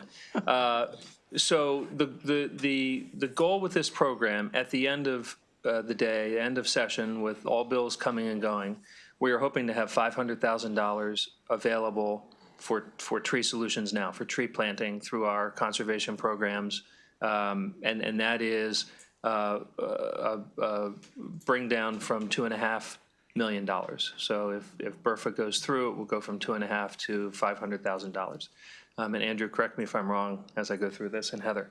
And then there is a separate appropriation in the governor's budget and an amendment that has been proposed to the Chesapeake Bay Legacy Act to restate it and make it clear that LEAF will be appropriated on an ongoing basis, $900,000 annually. And from that will be the administration of the program, hopefully staffing of the program, and competitive grants going out related to practices within the program. We are looking at additional ways to bring funding to that program. We are also looking at many of the programs that partner organizations out there who are working in conservation. They're very good at getting money. That money right now, they're using it to partner with farmers. And so we're hoping to leverage the fact that there is that money out there. We don't need it to come to us, but we would like to start counting those grants and those programs toward LEAF so that farmers that are engaged, we want farmers to engage in conservation projects. Doesn't need to be our money. In a lot of cases, it won't be any money. It will be practices that we know from extensive research would be better if they did it than if they didn't do it. And many farmers are beginning to see that it actually helps them in the long run to do it because they're spending less money on fertilizers and they'll get credit. Or they have some land that may be succumbing to saltwater intrusion on the eastern shore. Let's stop farming that, put that into a buffer of some kind, stop fertilizing it, whatever it might be, and they're going to save money on that in the end because it wasn't necessarily the most productive land in the first place. So that $900,000 that's proposed to be in the budget, who are your partners? Does that include federal partners? Right now, that is state funds. State funds, yes, but you talked about partners. So the plus, so after the $900,000, we'll be working with federal partners, research partners, folks who are out there writing grants and getting money either from private sources or from federal agencies if and when that continues. And we'll be able to start counting the results of those projects, right? So those collaborations that a farmer has with UMCs or with University of Maryland College Park or Chesapeake College or whatever it might be, whatever the results of those programs are, we'll be able to count it programmatically toward LEAF, right? Off book, not money. But we're hoping that some of those projects will be funded. We know that some of those projects will be funded by external partners. And the reporting on that? The results from those reporting, would that be in your annual report? It will be in a separate LEAF will have its own reporting? We'll be documenting LEAF very well going forward since we're looking at this as being a model not just for us, but other states. Okay. Senator Roosevelt, thank you, by the way. Thank you. I want to come back to the federal money. Yes, So we talked Where about is this, when you were, where is, who's got it, and Yes. how can we get more of it? yes. Like, take me to 30,000-foot level. How many different federal agencies do you get federal money from? So USDA is our biggest Sure. one, and then EPA. Some of that is passed through, so it's like grants that come in through MDE and then get passed on to us. There is US Fish, FDA is To who? another, FDA, FDA, yeah. and US Fish and Wildlife Foundation, yep. Okay. And are all those funds up to date in terms of you got the money you're supposed to get, and they're telling you you're going to get the money you're supposed to get, or are there some outstanding questions from any There's of some them? delays, like we just, within the last 24 hours, we've been talking about spongy moth suppression, which there is a deficiency appropriation for. It's unclear whether we're gonna get the federal funding for that. It's $57,000, which may not sound like a lot, but when you match that with the state funds and then the county and local funds, you can do a lot of spraying with that amount of money. We have not been told by any agency that the money is not coming and that Okay. the programs will not continue. Okay. That's So correct. there have been some delays. Has anybody told you that they will be continuing? Well, like the HPAI money, like we did secure that, and there's gonna be a supplemental budget appropriation for that. We're gonna get about $230,000 of federal funds from USDA for HPAI. As I recall, when you were here last time, I think all the agencies said they were getting no communication from EPA. That's my I recollection. don't know about EPA. I mean, we're in regular communication with USDA, particularly on HPAI. It's been a little quiet on the spongy moth side. They're not saying no, but we're not getting a clear answer as to whether we'll be getting the money or not. Okay, thank you. Senator LaShaw. Thank you, Mr. Chair. I took special note of your comment regarding the shortage of veterinarians. And I do have a bill which I'll follow up with you on offline.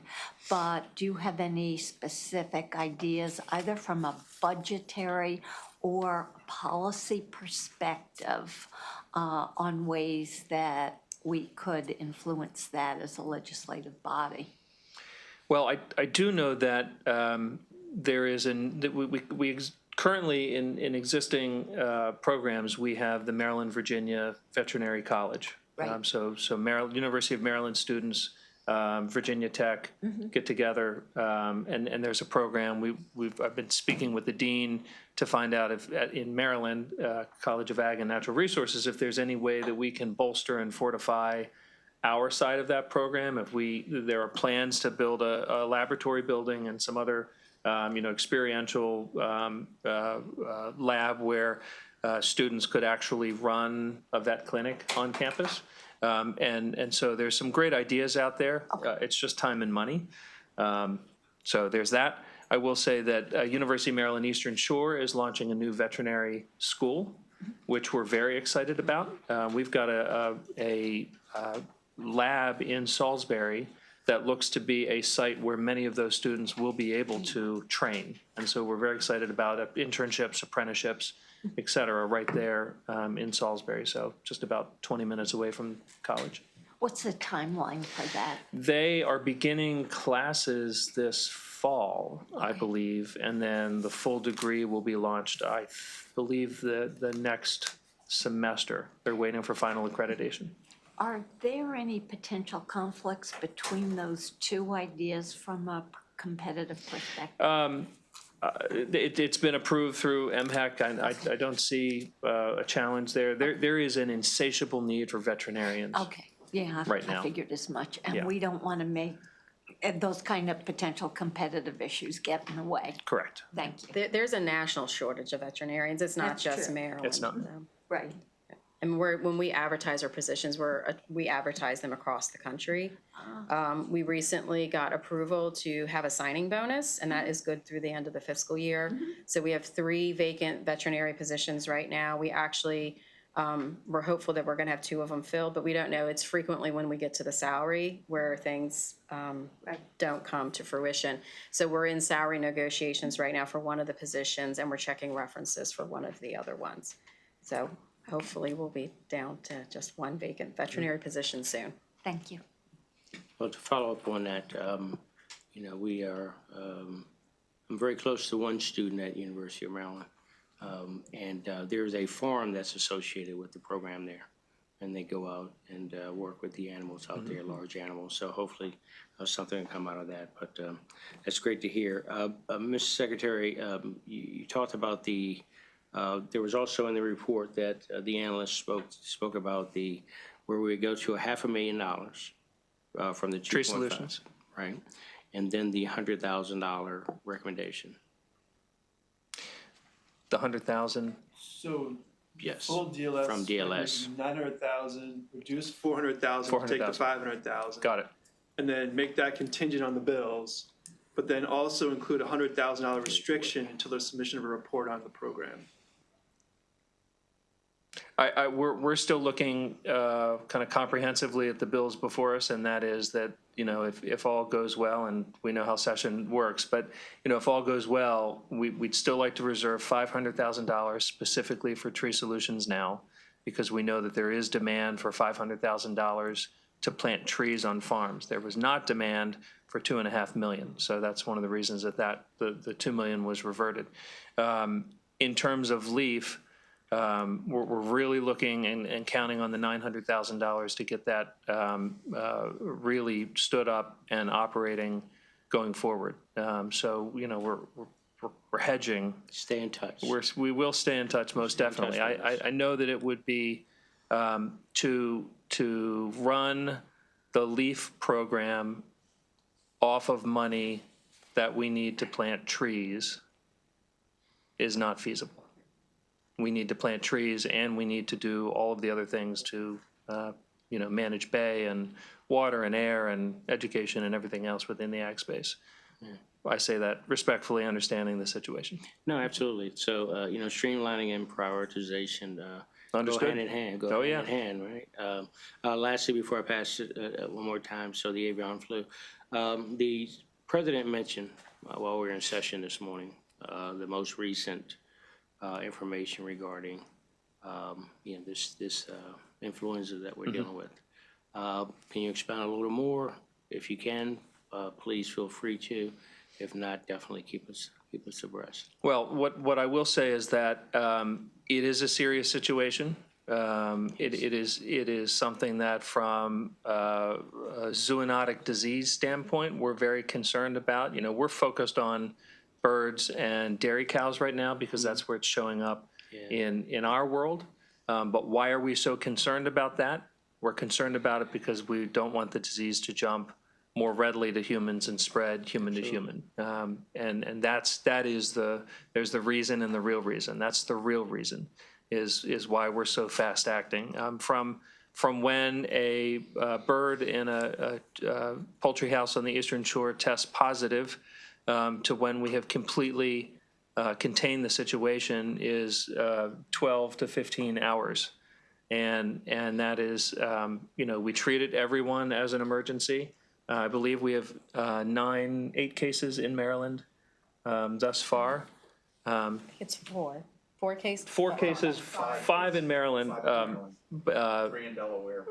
There you go. That's why we have teams, to clarify. But we work really as a unified team across states. So every day there are 3 calls with Maryland, Delaware, Virginia, and USDA, who's on all of these calls, and we're planning every element of operations on a daily basis. I'm happy to say that the earliest cases this season of HPAI on the Eastern Shore, those farms have, are beginning, the control areas are beginning to be cleared, and we're hoping to see birds back in those houses soon.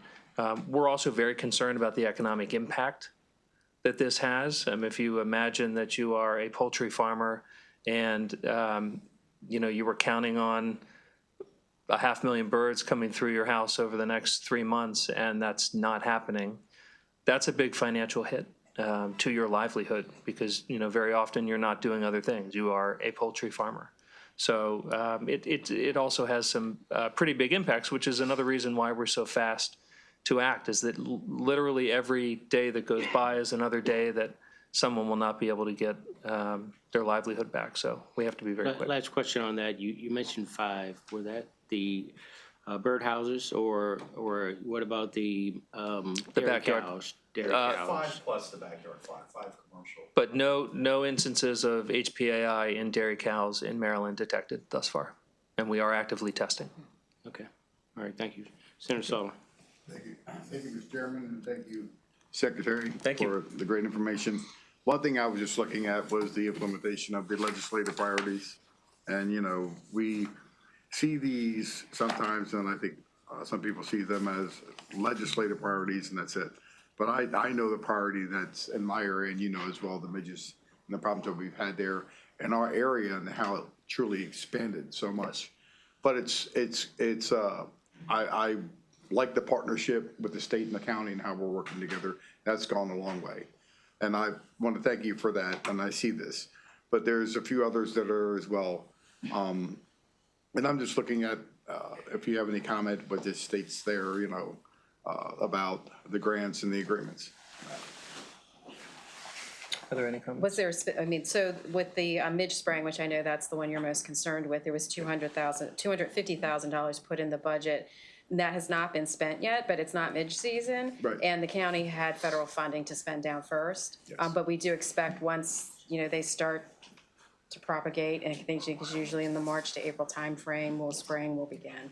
And I know, I'm glad that we're partnering in that. I think it's a priority, but I know one of my other good senators in Frederick County with the black fly, he's the same thing. So Black flies, yeah. we know that's a priority, and Right. we work together through this, but I want to thank you for working with us and with these other priorities as well. Thank you. And I'll just say to that, Senator, being as efficient as we can, first utilizing federal funds, but mostly being readily available to get out there and take action.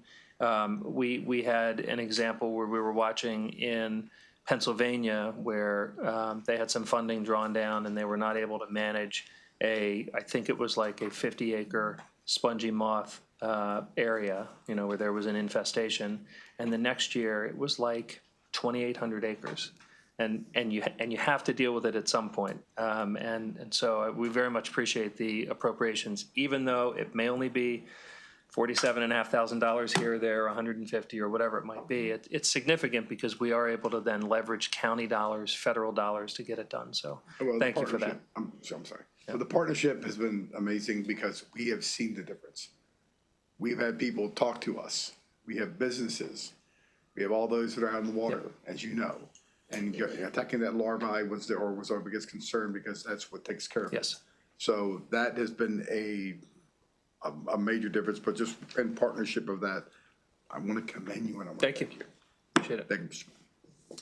Thank you, Mr. Secretary. And lastly, we'll say in the report could you give us an update on, and you can do it later if you like, on the cover crop, and your partners in that venture as well?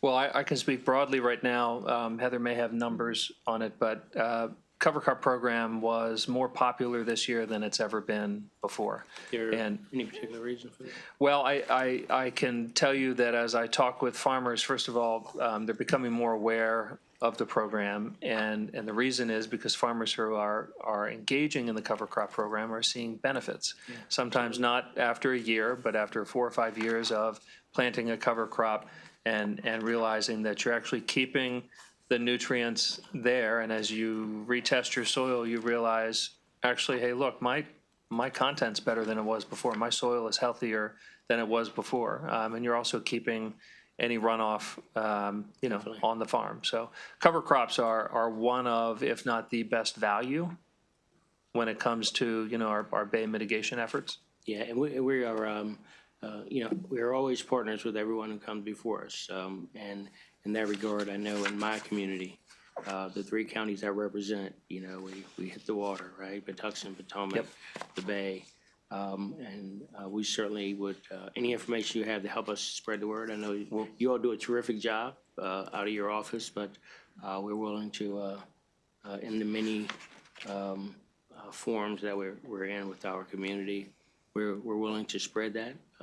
And as you know, Mr. Secretary, everything I do in my district, I have to do it 3 times. So I know. Three different counties. So it's important, and it's important for our environment. We'll get you some talking points and some graphics. Absolutely. Thank you very much. This concludes the hearing for your Thank you. part. We Thank you. have 3. We have, we have 3, correct? 3 witnesses. All right. First witness we have is Ms. Heather Barthel. Oh, that's me. Oh, okay. All right. Ms. Heather, I didn't pay attention. Got it.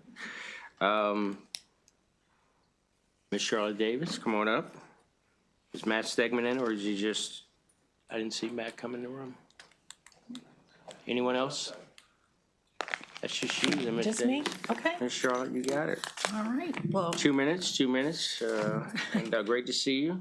good afternoon. Yes, Mr. absolutely. Chairman, members of the committee, subcommittee, thank you for the opportunity to speak for you. I'm Charlotte Davis, Executive Director of the Rural Maryland Council.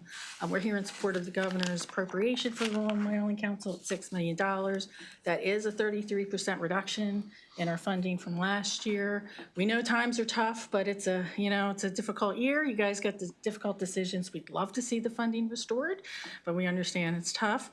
It is Rural Maryland Day today, so hopefully teams of rural residents have encountered you in the hallways or come to your offices.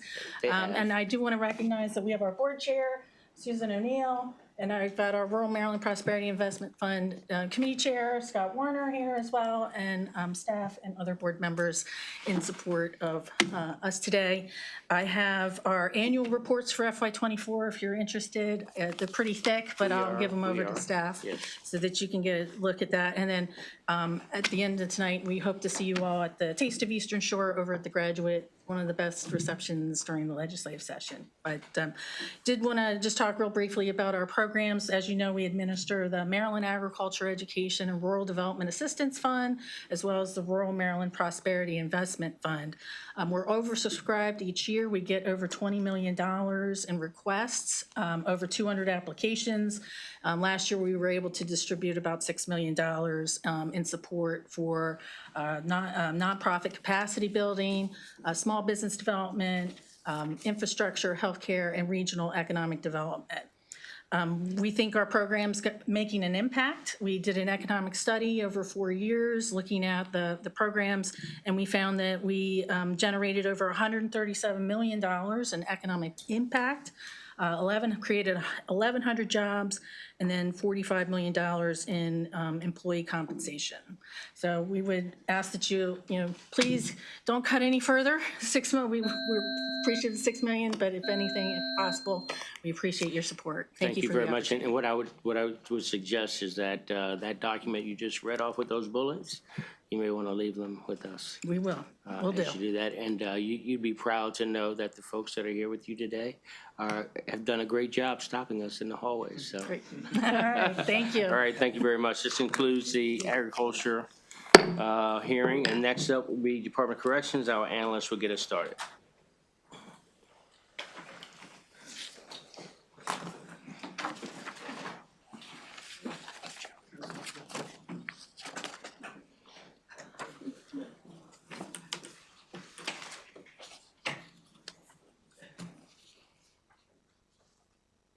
They come deep. Very good. Got a few more going on.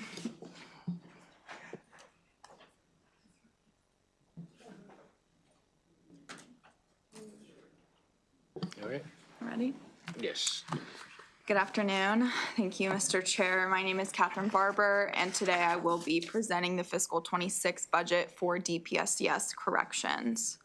The budget increases by $10 million or 0.9% to $1.1 billion. I will briefly start with some performance metrics. The average daily population, or ADP, of sentenced offenders in DPSCS custody has increased annually since the pandemic and increased by about 4% in fiscal 24 to 16,085 offenders. This is shown in Exhibit 1 on page 4. One thing to note is that the current population is significantly lower than historic trends.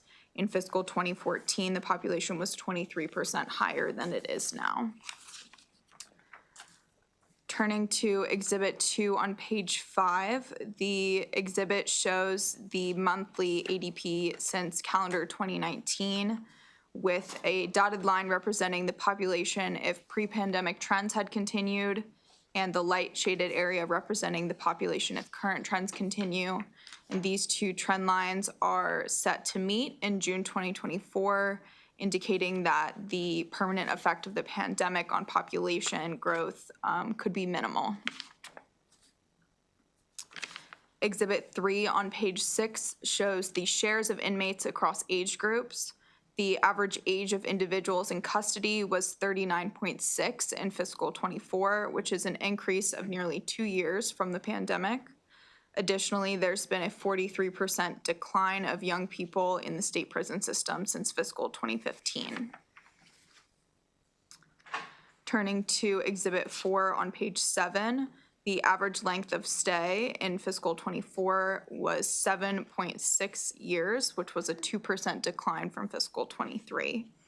The majority of sentenced individuals in custody in fiscal 24 were incarcerated for violent crimes as their most serious offense, which connects to Exhibit 5 on page 8, showing the incarcerated population by sentence length. The exhibit shows that the majority of those in DPSCS custody were serving medium-term or extended sentences. Notably, assaults have increased significantly in correctional facilities. Exhibit 6 on page 9 shows the change since 2019. The individual on individual assault rate increased to 9.81 assaults per 100 ADP, which is more than twice the goal and a 54% increase over the year prior. Individual on staff assaults also increased to 5.38 per 100 ADP, which is more than triple the goal. DPSCS also reported 5 homicides in its correctional facilities, which is an increase of 2 from fiscal 23. DPSCS should discuss the reasons for the upward trending assault rates and efforts that it's taking to reduce assaults on incarcerated individuals and staff in correctional facilities. Moving on to the budget, the allowance contains deficiency appropriations totaling $76.9 million in general funds and $5 million in special funds. The two biggest deficiency appropriations are $40.6 million to cover fiscal 24 shortfalls in operating costs and $35.8 million to fund increased inmate costs, health costs related to the new medical and mental health care contractor. Of the $1.1 billion allowance, $644 million supports regular personnel, mainly for employing correctional officers. Exhibit 7 on page 11 shows the other portions of the budget, and inmate medical care is nearly 1/4 of the spending.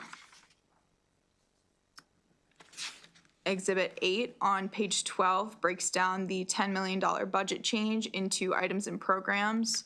Notably, there's an increase of $10.2 million in special funds for raw materials for Maryland Correctional Enterprises. Now on to personnel.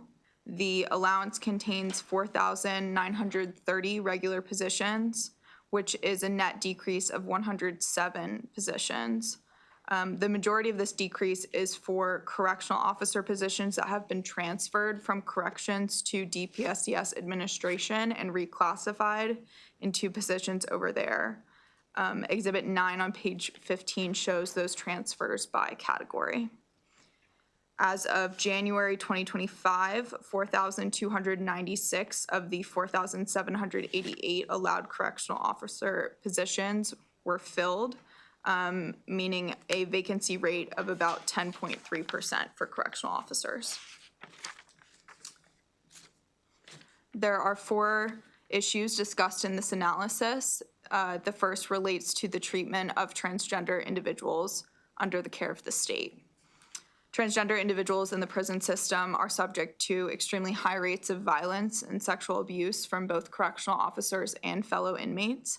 And there have been numerous settlements over the years following instances of violence, sexual assault, harassment, and unwarranted use of solitary confinement.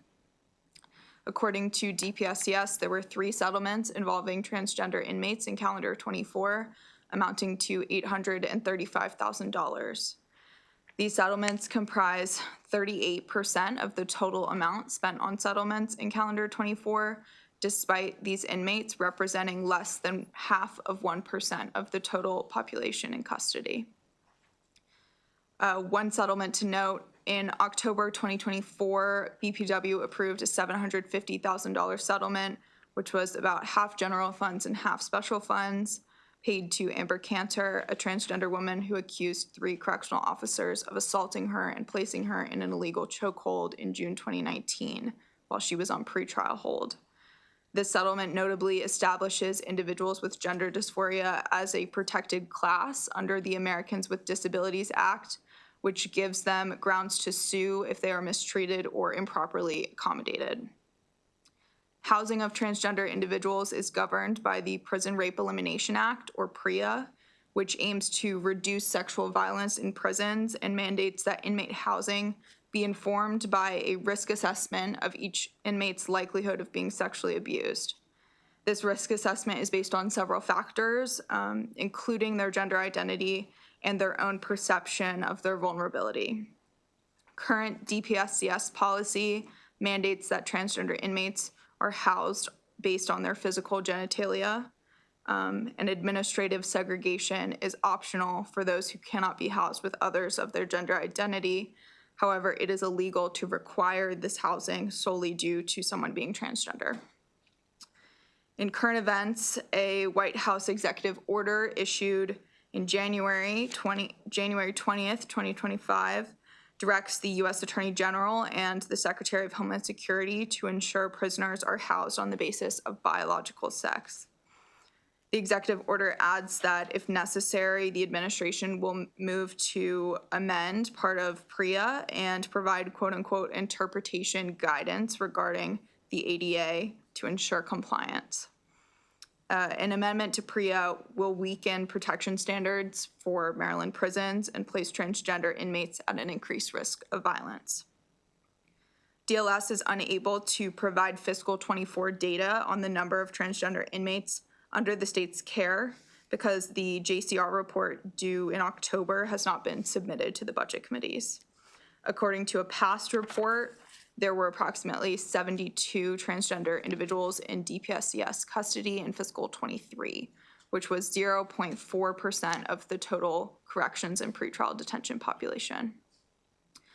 The department reported that it's conducting research about best practices in other states and engaging LGBTQ advocates and internal stakeholders to revise key policies related to housing assignments, transfer protocols, restrictive housing practices, and medical and mental health services to ensure compliance with federal standards, including PREA. The agency also reported that it recently reclassified and updated 1 new position within the Office of Fair Practices and Inclusion, OFPI, to hire a subject matter expert. Additionally, the executive director of OFPI recently held a half-day training for wardens, assistant wardens, and executive leadership, focusing on LGBTQ issues and updates on PREA. DLS recommends restricting $100,000 in general funds pending a report from DPSCS that provides data on transgender individuals in correctional facilities and the amount the state has spent on settlements related to their mistreatment from fiscal 2021 to 2025. This recommendation and all others can be found in the recommended actions section on page 21. The second issue I'll discuss regards a fiscal compliance audit issued in June 2024 by the Office of Legislative Audits. It was for the period of April 1st, 2019 to June 30th, 2023. And OLA found that Maryland Correctional Enterprises, or MCE, did not adequately pursue the collection of millions of dollars in delinquent accounts receivable.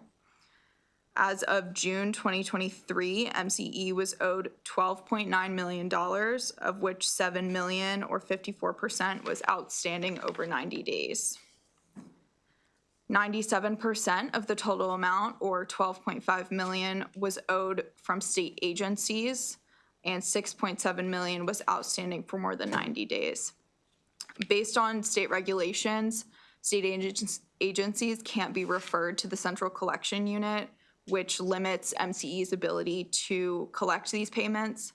But OLA did note that MCE did not issue any dunning notices to 3 of the 5 delinquent accounts from state agencies. DPSCS has developed an escalation process to handle these outstanding balances from other state agencies, which I describe in the bullets on page 18.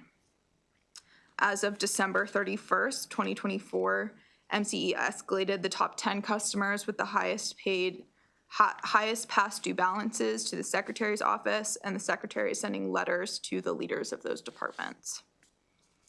Additionally, $371,000 was due from non-state entities, with $286,000 of that outstanding for more than 90 days. CCU requires that accounts that have been outstanding for 120 days be referred to them for collection, and OLA found that MCE did not refer these accounts as required, even when some had been outstanding for up to 774 days. According to CCU, MCE had not referred any accounts since August 2018. DPSCS has established similar procedures for collecting these past due payments, but they have the additional tool of CCU for accounts that remain unpaid. As of December 31st, 2024, all of the 8 non-state agencies with past due balances had been referred to CCU for collection. DLS recommends adopting committee narrative requesting a report from DPSCS, including the number of delinquent payments that have been resolved, broken out by state and non-state customers, as well as an update on any delinquent accounts that have accrued since the fiscal 2024 audit. The third key observation is a quick update on the reentry passport program, which aims to provide pre-release inmates with online access to their identifying documents. This program has faced significant delays since its pilot program in fiscal 23, during which only 4 inmates were able to create email addresses and use the document portal. This is due to issues with creating email addresses, as well as limited computer and internet access. As of the submission of DPSCS's report, 278 case management and reentry staff were approved to use the portal to upload documents on behalf of consenting inmates, but still 294 individuals are released every month from DPSCS custody and currently don't have access directly to the portal. DLS recommends adopting committee narrative requesting a report from DPSCS on the reentry passport program rollout. The report should document the progress of expanding the existing pilot and future plans to implement the program. The last issue I'll discuss is about the women's pre-release programming at MCIW, which is a high security facility. Chapter 16 of 2021 mandated that DPSCS build and begin operating a pre-release unit for women by November 2023. This project is now expected to be completed in fiscal 2030, so there have been significant delays. And while the facility has been delayed, DPSCS is still required to provide that pre-release programming to incarcerated women in its custody at MCIW. This programming is called Project Fresh and provides participants with access to educational and vocational training, trauma-informed therapy, parenting workshops, and substance use disorder treatment. They also have community partners that offer additional programming. Notably, Project Fresh offers work release. However, opportunities and independence are more limited than in men's pre-release complexes due to operational challenges associated with running a pre-release program out of a high security facility where the women are integrated with other women who are not enrolled in the programming. Project Fresh has struggled with low participation rates. Slightly more than 1/3 of eligible women have actually opted into the program. And staffing shortages have also impacted implementation. Currently, there are no staff members dedicated to only the Project Fresh Reentry unit. The 2 employees who work on the unit, a social worker and a reentry specialist, provide services to the rest of the MCIW population as well. These conditions have significant implications for post-release employment, which is strongly correlated with reduced recidivism. There's also a significant equity concern here. While men in Maryland have access to dedicated pre-release complexes with low security and more opportunities to work, gain independence, and reintegrate, women's only access to pre-release programming is through a high-security facility. DLS recommends adopting committee narrative requesting a report from DPSCS about Project Fresh participation rates and programming with particular emphasis on work release opportunities. The report should compare participation and pre-release programming opportunities to men's pre-release centers. This concludes my presentation. Thank you, and I can take any questions. Thank you very much. Any questions for our analysts? No questions? Madam Secretary, come on up. Thank you.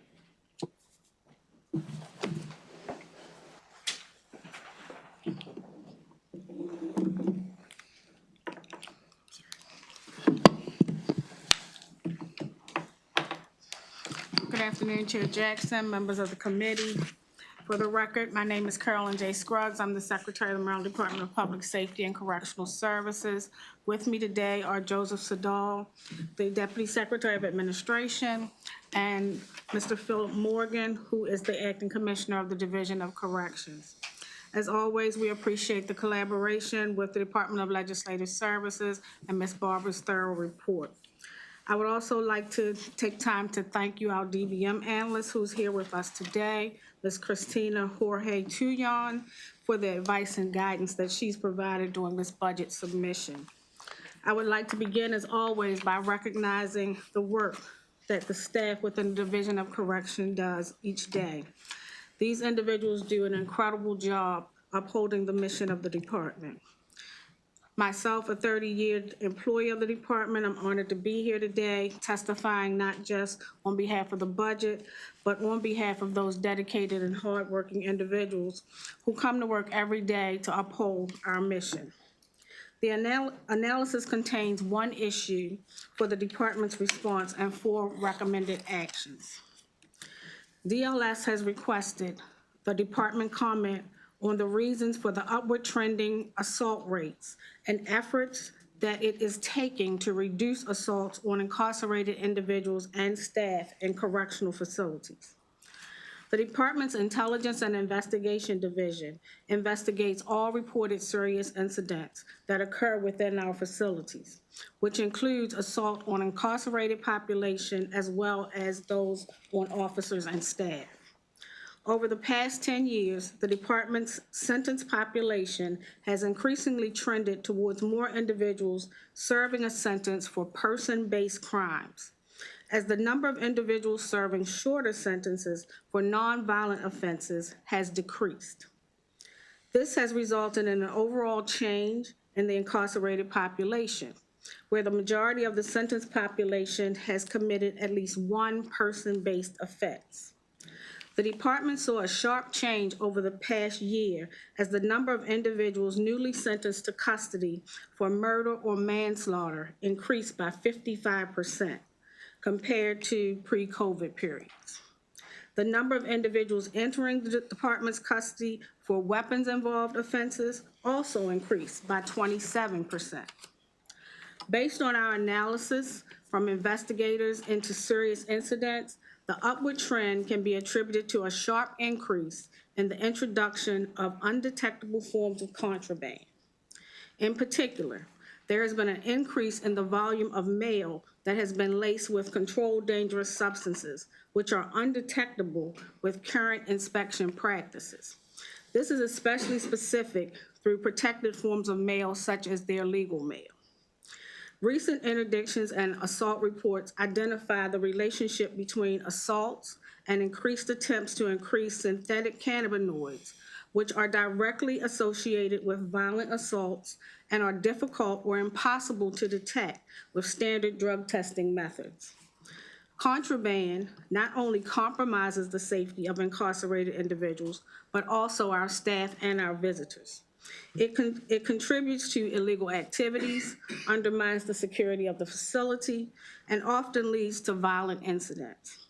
In response to these trends, the department has undertaken a number of corrective actions to address the safety needs of staff, the needs of the incarcerated individuals, and the challenges the facility faces with safety. At the beginning of this fiscal year, the department developed a new monthly assault analysis report, which allowed facility leadership and Union Health and Safety Committee members to collaboratively review and address assault issues at each facility. Since the implementation of the new reporting in FY 2025, assaults have decreased 23.5%. Overall, and assaults on staff are decreasing more than assaults among the incarcerated population.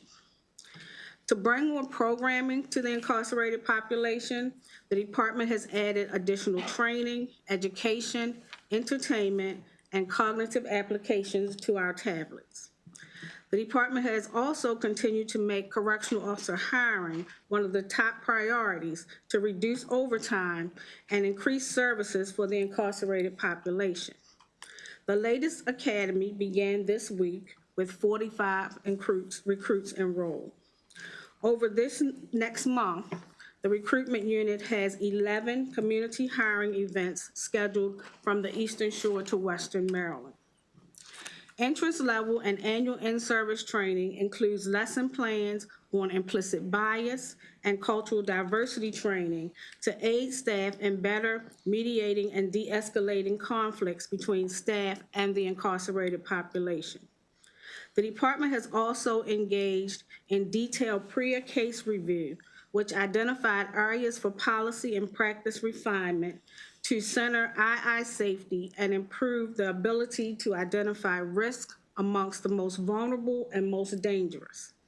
These protections have the greatest impact on the safety of the most vulnerable populations in our care, those with disabilities, and our transgender population. The department is committed to safety and equity in housing decisions and will continue in its efforts to develop an environment that is fully PREA compliant and in line with Maryland's laws against discrimination. To improve facility security, the department upgraded cameras in the DPS facilities as the first phase of our surveillance enhancement plan. The second phase will include additional cameras to enhance coverage for those areas that are not currently monitored by the existing camera system or where custody staff are not posted. To respond to safety needs to staff who are mobile within the facilities, the department developed a pilot body-worn camera program launching February 19th.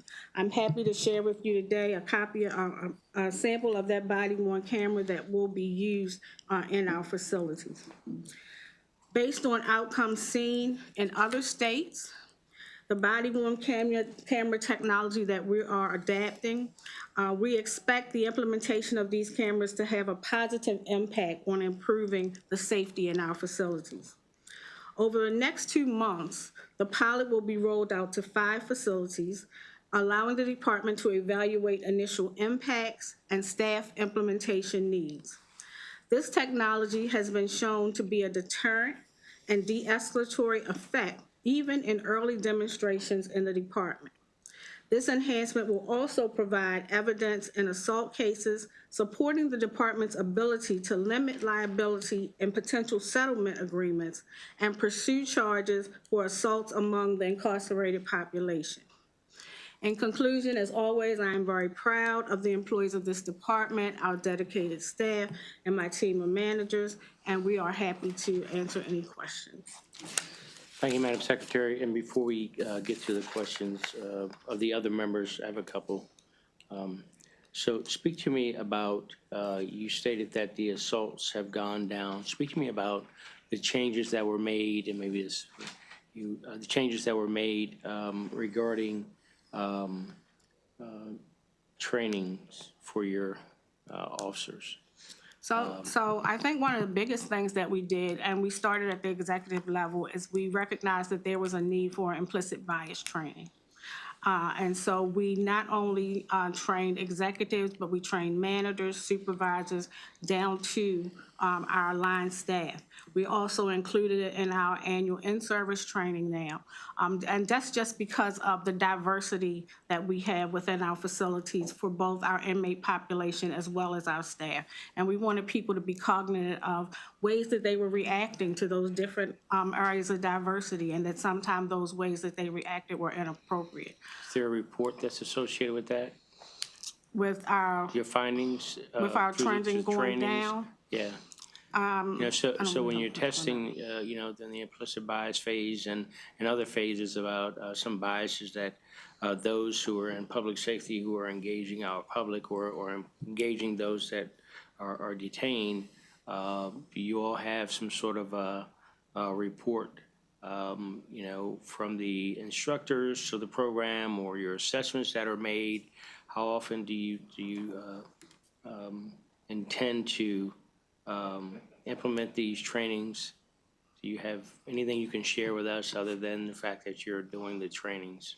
So we do the surveys as we always do at the end of every class. So we definitely have those surveys. The academy would have that, but no specific report that I'm aware of. I will go back and check with my team if that's something that we can start to implement. But it will be scheduled part of module in-service training Gotcha. going forward. Understood. And does that also include, further or enhanced officer survival training?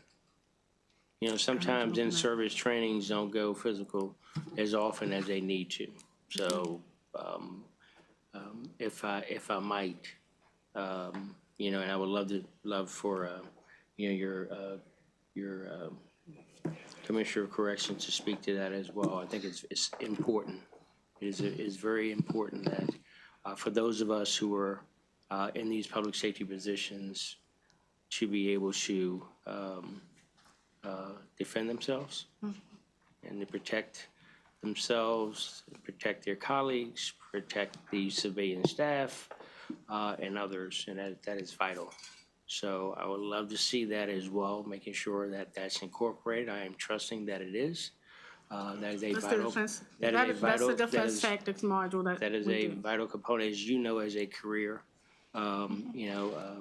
member of the Department of Corrections. That part of the challenge, and as well as part of the solution, is looking the part, being alert, and that lends back to obviously the number of hours that folks are working as well. But at the end of the day, if your team is not safe,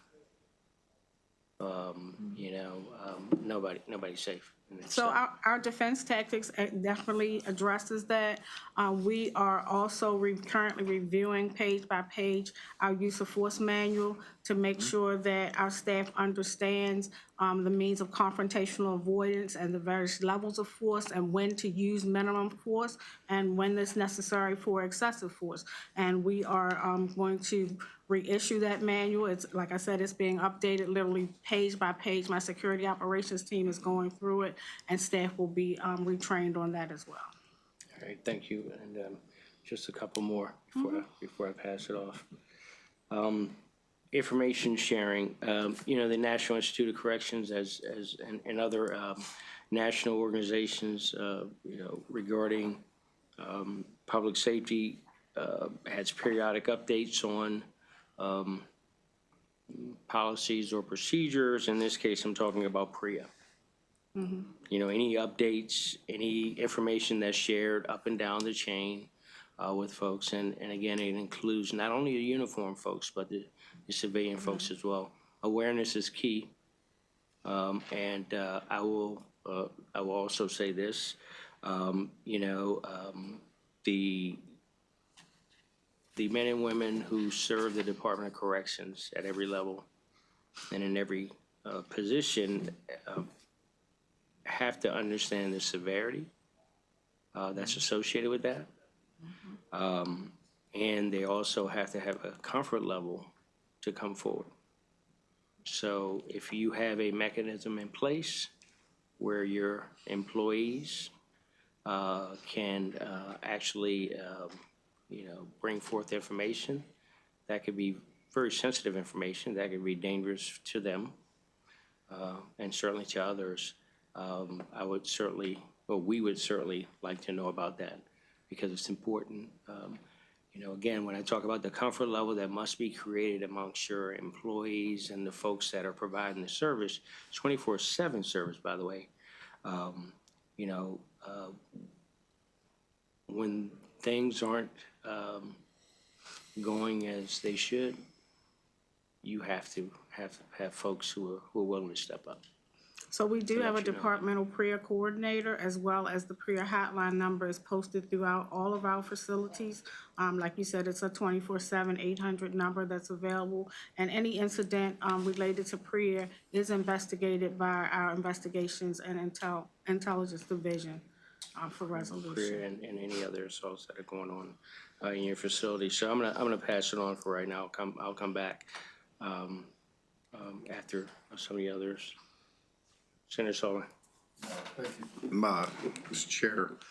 I just want to also follow up and reiterate how safety, which should be the biggest priority in anything in life, but I think more with you than anything else. The safety of the workers, the safety of the people that are in and then that are there, whoever that is. Knowing the numbers that we're looking at, it's a little troubling. And I know the training that you're doing and everything, but it just seems like, looking at those numbers, it kind of bothers me that, there's so many people by number, the people that are working there and the others that are there. Is something going on? I don't know. If there's not just the right training, or now they're training and they're getting the proper training that they need, what's going on, but I would emphasize that it's just safety being number one and being a priority. And if there's other tools, at times we don't have the right tools. And if it's the right tools that we need, like you have here, that's one of the proper tools that I know you need, because you need to know what's going on, and other people that are part of your administration, they need to know that as well. And so I hear this a lot from our chairman. We're your partners. We're here to help you in any way that we can. We're making sure that this is a safe atmosphere. Just make that statement. But I see the turnover, which we talked about this before. It's troubling because of the turnover rate. And I know we're fighting tooth and nail to get people to come and work because, again, having a safe working atmosphere. I don't want people working every day of the week, doubles, and then not being, I guess, attentive in their job, because that's a safety factor as well.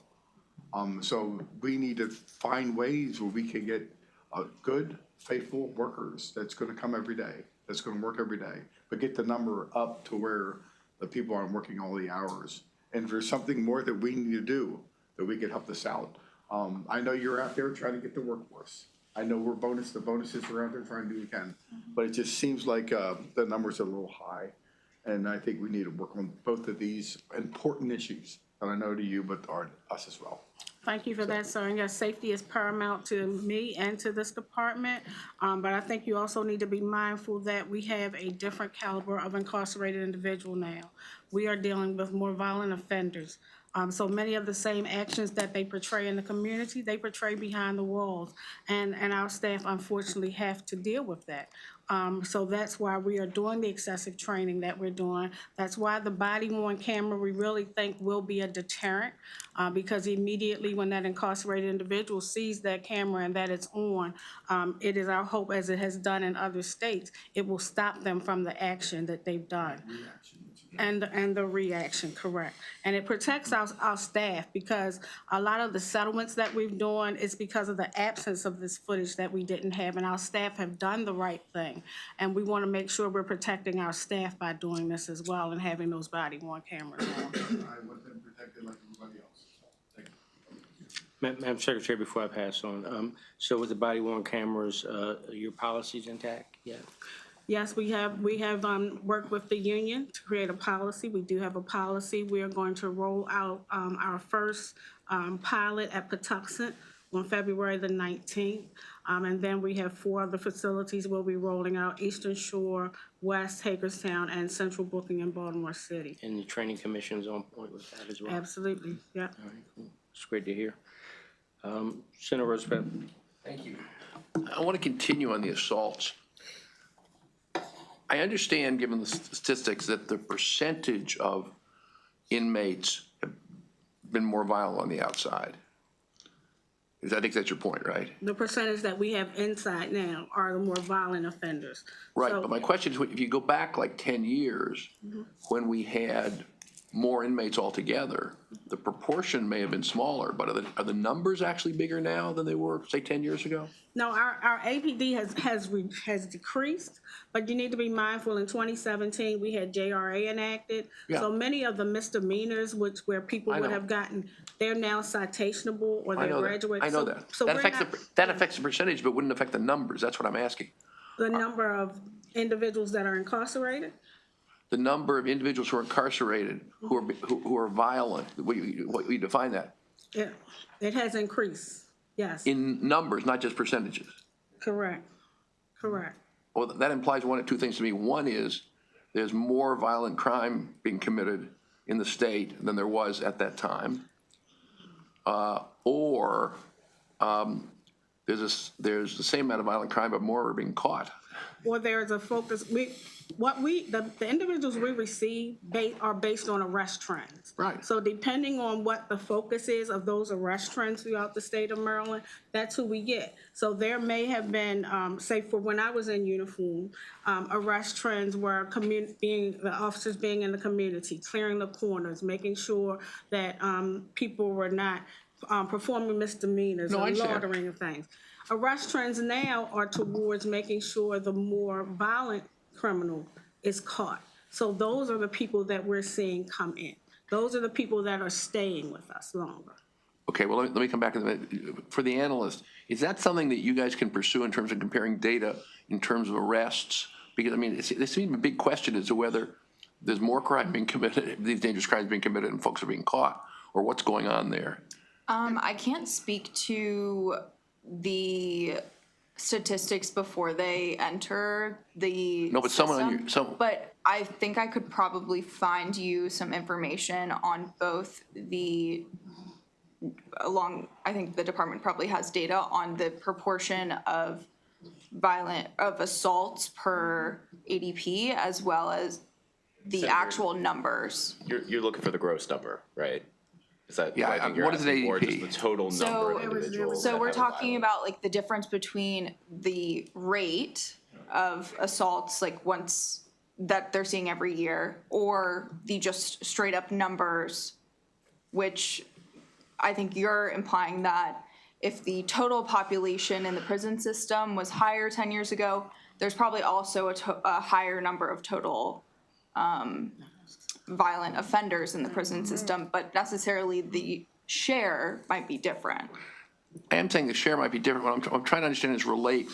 I mean, one of the implications, and I may misunderstand it, is you're suggesting that the police and the prosecutors are doing more to catch and convict people of these violent crimes than they used to, and why they're showing up there. Is that your supposition?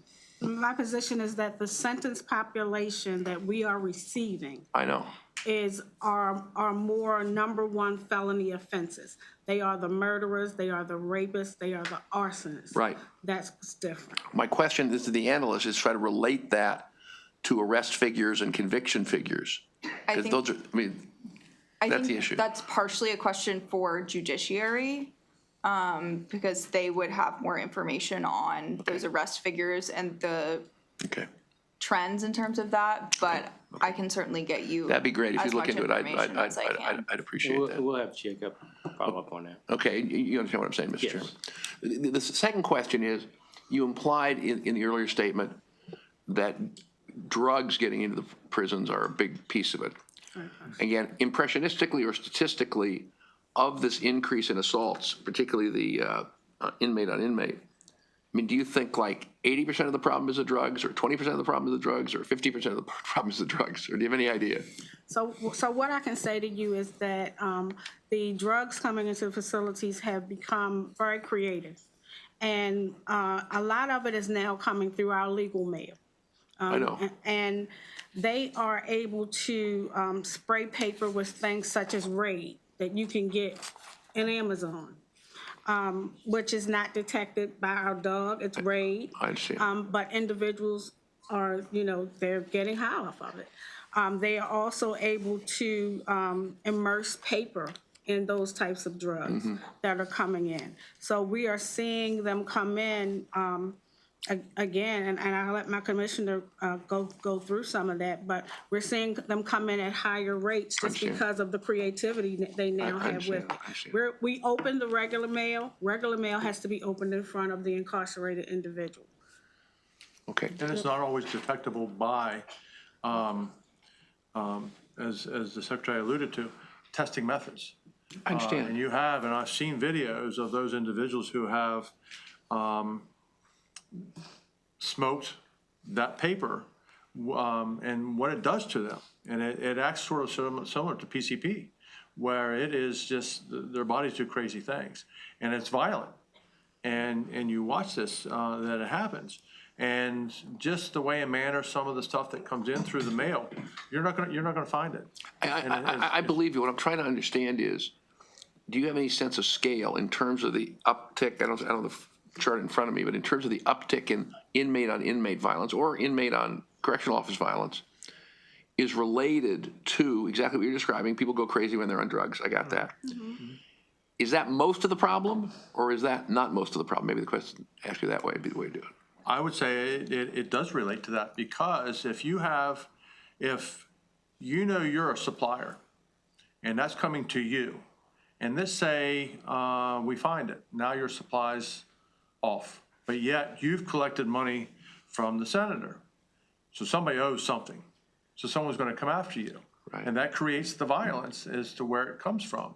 So, yeah, we have watched that, but do I have the percentage in front of me? No, I do not, sir. Okay. Well, But please, Mr. Chairman. Could you all, in your assessments and what you're doing in your investigations, could you put together documentation and say, we have quantified, qualified and quantified this relationship to, what the senator is asking about, this new intoxicant, or whatever you want to call it, and just let us know that, what that looks like. that's great. And also, and I don't mean to cut in, but I do need, because I'll forget. So from the AG's office, are you all getting any sense from the AG's office on, this matter, not only in MDH as well, on that matter, that, hey, look, we know that we cannot open this piece of mail, but we believe through investigations this is what's occurring. Can you give us some sort of advice, give some sort of AG's opinion or something to show that you're working toward that matter and keep us abreast of that? It's, creative, the minds are very creative when they're sedentary. And you all are in a reactive posture all too often. But we need to also be able to be on the offensive as best we can. So, just keep us abreast of, or any other partner that you may, be able to speak with regarding that matter. All right, so, sorry about that. You asked the questions much better than I do, Mr. Chairman, so thank you for helping. I really appreciate that, because you understand the role much better than I do. I didn't understand, I think you said it, but I missed it. Why is it that you can't open this mail? So the legal mail, the procedure because it is legal, it comes from their attorney. We have to open it in front of them. It could contain evidence, because some of them are still pending other cases. It is their attorney-client privilege mail. So the drugs are coming in from their lawyers? No, it's coming in, so a lot of the mail that is coming in labeled legal mail is being posed as legal mail. That's something else we're finding too. Yeah. It'd be like Senator Young, Senator Rosa Pepe, LLP is actually a drug dealer. who is sending mail under that And name. you don't feel you have the authority to check that out? Or regulate that in any way? We do. No, I know, that's what I'm trying to understand the fact, so, yeah. Yeah, we check, we do our very best to check the bar, to make sure that is a legit mail. And that's how sometimes it is detected, and we do have, then we have our reports on that you've asked for. That, oh, by the way, this isn't legit, person doesn't exist, phony address. So therefore, then we check it, we check the envelopes, sometimes in manila envelopes, and I heard the secretary allude to it yesterday. Underneath the envelope, sometimes it's two identical pieces that are glued together. Well, in the middle of it is also drugs. So yeah, because it's legal mail, labeled legal mail, it's sometimes very difficult. But our staff are getting better at it and doing well in finding it. One quick question. So how much of this kind of mail, what you call legal mail, how much comes in every day to the system? Oh, I would have to get you those numbers. If you would. I know we track that every day, but do I have them in front of me? No, that'd be I do fine. I not, but appreciate that. It is it's not the same volume as regular mail that comes in. Right. But they do get legal mail in almost every day by facility.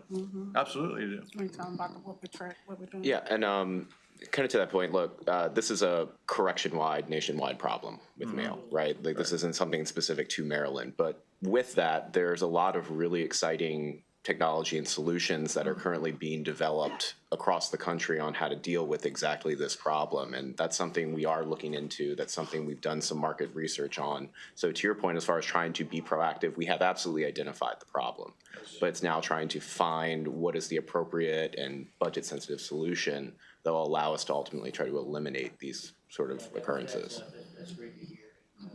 Madam Secretary, and your team, as you're looking at that list. Maryland has some of the brightest, innovative students in the country. So, feel free to kind of sort of take in Senator Roosevelt's, bailiwick here, but, anything that we can do with our research and universities in that regard. But we want to get to the crux of the problem, but we look forward to that report. And speaking of which, before I go to Senator, I don't know, Senator Roosevelt's light is still on, but. It is, I'll come back after the Okay, others. all right. So there are two reports that are due to the House tomorrow that we've asked for copies as well. So we just a general reminder for those reports. And then before when I come back, I also want there was an October 1 Priya. It's the report on data on transgender. The report that was due October 1st. So I want to talk about that when I come back. So Senator Lewis-Young. Yes, thank you, Mr. Chair. Could you develop a screening process whereby each inmate identifies who their legal counsel is? You verify that, and anyone that's not on their list, you could check. We have, is in our visiting list. Visiting list right now, they identify their attorneys on that list now. So we do have that. And I think that's probably part of what they do, go back and look for our intel department, look and compare of this legal mail that comes in to that. They'll go that avenue if it is found that there is a substance in it. And we go from there. Okay, thank you. Thank you. Senator Roosevelt. Switch topics. The reentry passport. I don't get the problem. Why is it so hard? So one of the things that we found out is that, and we're working on it right now, is that the former administration did not have a MOU with Maryland Think. So the current Assistant Secretary is working on an MOU with Maryland Think. The second part of that is the need for an email in order to access that database. And we do not give emails to incarcerated individuals. So we're working through that. But the update is that our case managers have been all trained on it. There are now over 800 documents actually in the portal because we are scanning in the documents of those incarcerated individuals that are becoming our returning citizens and going home. So anything from certifications that they receive to birth certificates, they're in there. So we are moving forward with that effort. But there were some hiccups because of the lack of MOU that outlined specifically what our responsibilities were and what Maryland Think's responsibilities. I'm sorry, Mr. Chairman, just briefly, I mean, what Maryland thinks? Maryland Think is, they are under Department of Human Services. That is the entity that is building that platform for us.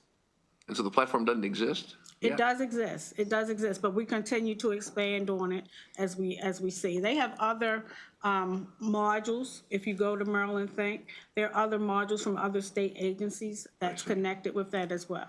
And you have an MOU now, or you're going to get an MOU? My current assistant secretary is working on the MOU as we speak. We actually started working on it last week. So it has to go to the AG's office for review, and then we'll sign off on it. Okay, all right, thank you, Mr.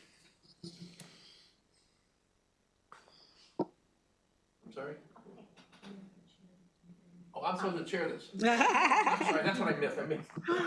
Congratulations. Are there any other questions? Thank you very much. Thank you, sir. Oh, we have witnesses. I'm sorry. Congrats. Okay.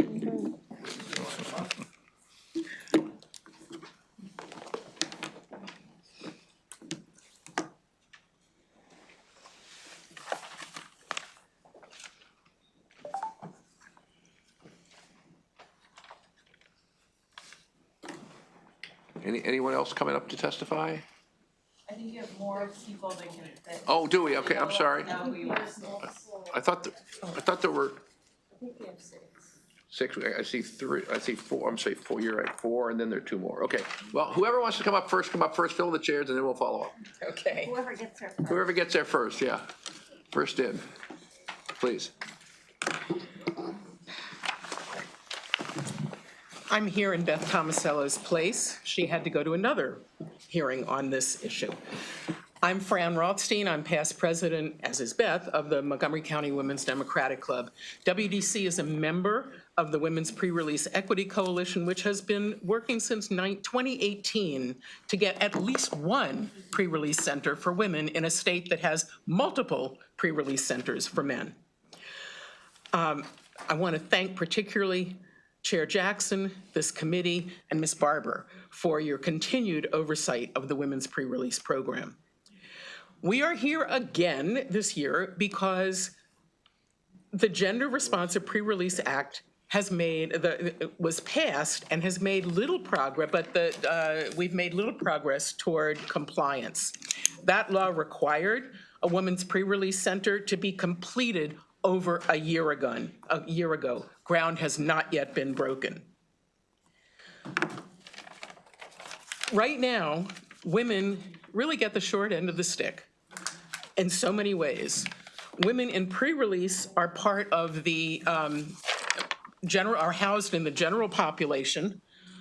That inhibits their ability to prepare for life after incarceration. Plus, as the secretary said, there are no full-time pre-release staff for women at all. On the employment issue, women are not employed outside the facility at MCIW because there's no significant employment opportunity there. And the data show that women who gain employment while in pre-release and maintain that employment after they're released have a much, much, much higher chance of staying out of prison. Given Maryland's 41% recidivism rate, oh, is that it? All right, I do have one more thing I have to say. You cannot balance the budget on the backs of these women, and that is what's happening. Before we move on, you submitted would you like to submit your written testimony if you haven't already? I believe as I said, I'm filling in for Beth because she's at the other hearing on pre-release. She probably has, we certainly can, but I can't give you what I have because it's completely marked up. No. If she has not, then you can send. I'm sure she has. Okay. Okay, thank you, Chair and members of the committee. the subcommittee. For the record, my name is Musab Ibrahim, and I am a senior research assistant at the Maryland Center on Economic Policy. I'm also here today as a member of the Women's Pre-Release Equity Coalition, and I'd like to discuss pre-release services in the Department of Public Safety and Correctional Services FY26 budget. Reentry services are critical to support Marylanders who are returning to their communities following a period of incarceration. They provide returning citizens with an opportunity to begin reintegration into their communities with critical services in place to ease this transition. For many incarcerated women in Maryland, these services often feel unavailable. As you heard from Catherine earlier, Project Fresh, which is the temporary pre-release program for women at MCIW, only has about a 38% participation rate. Subsequently, only 2 reentry specialists provide services for the women in this unit.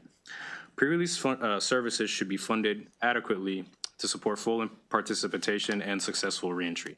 I wanted to highlight 2 funds that I think are important to this and that could be deliberated on, that being inmate welfare funds and work release funds. Inmate welfare funds for FY26 total $85,000, and these are used for a wide array of inmate welfare activities, but pre-release can be one of them, and work release funds, which are funds that are charged to inmates as well for work release opportunities, that being the daily round trip and the full-time room and board, which comes out of the inmate's wage. Both these fees can contribute to pre-release services, and but for increasing these fees, they should not be for increasing this funding. I mean, they should not be levied additional fees to the inmates. And lastly, I'll just wrap up and say pre-release programming for women is limited, particularly on work release, and the department should implement a policy of disaggregating this data at addressing the shortfalls, to address the shortfalls in services. And thank you for your consideration. Thank you. Do you have a copy here? Yes, I've submitted my testimony. Thank you very much.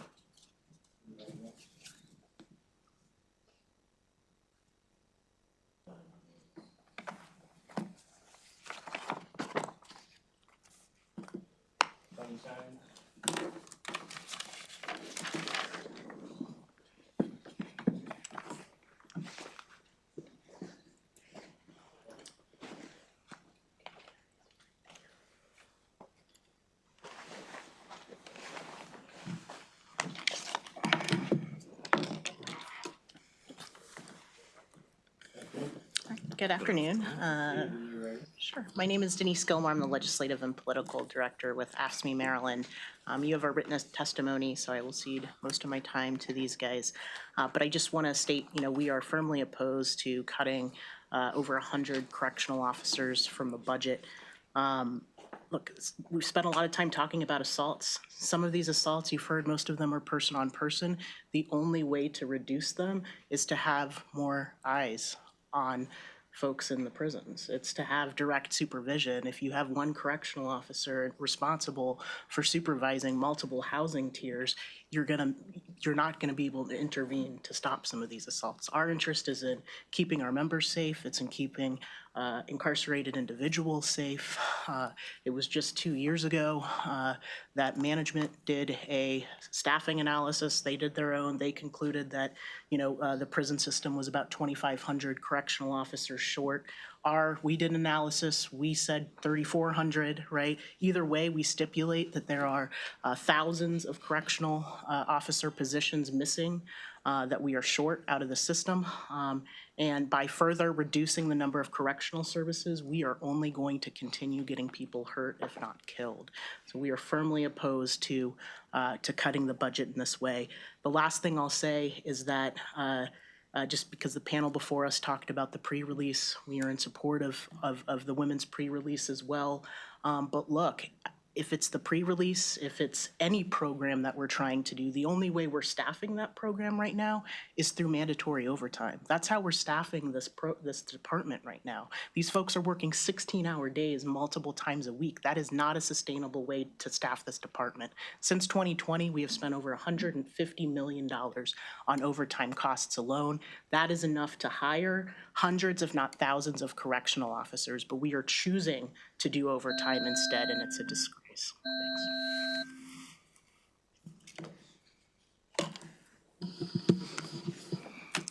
Good afternoon, Mr. Chair. My name is Olaniyan Oluwadamilola.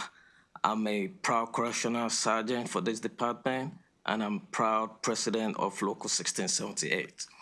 In June 2024, we met with the department to bargain a staffing analysis plan. We both agreed to staffing posts that need to be added to maintain safety and security. However, since then, more staffing positions and posts have been cut. This trend of disinvestment in our prison system is causing more harm than good. When we don't invest in enough staff, overtime costs increase, more staff are hurt and get placed out of work, and incarcerated individuals leave our prisons without the support they need to be successful back in our communities. Whenever the legislatures create new programs for incarcerated individuals, they are staffed with employees working mandatory overtime, which cause a huge strain. This costs taxpayers more money. Example is the methadone and Suboxone program. When they started at my facility, they started with 10, and now we have over 200 people on there. Workers and incarcerated individuals also deserve to have modern facilities that meet the needs of today. In my prison, broken cell doors exist, which provide opportunity for inmate assault. We've had to hire staff to position themselves where doors don't work, and it seems like this for over 3 years now. We also have eating problems and lack of air conditioning in our institutions.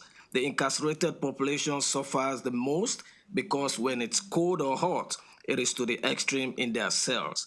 Our infrastructures are dilapidated and falling apart, and I urge us to do something by planning for the future. That includes investing in pre-release facilities like the women's pre-release. These facilities are vital for helping the incarcerated transition into the community. I would like to thank you, and I would like to look forward to your support, and I believe myself and my colleague might have some additional response to the question that were asked previously. Thank you, Mr. Chair. My name is Tony Sines. I'm the proud president of ASME Local 898, representing correctional officers in Western Maryland. Over the last year, the number of staff assaults in my facilities have more than doubled. These staff assaults have become so much more frequent and violent in nature. One of our officers had his throat cut, and multiple other officers were stabbed in the upper body and neck area last year. These violent assaults have caused several officers to be life-flighted to Morgantown and Pittsburgh for treatment. It is nothing short of a miracle that none of these officers lost their lives.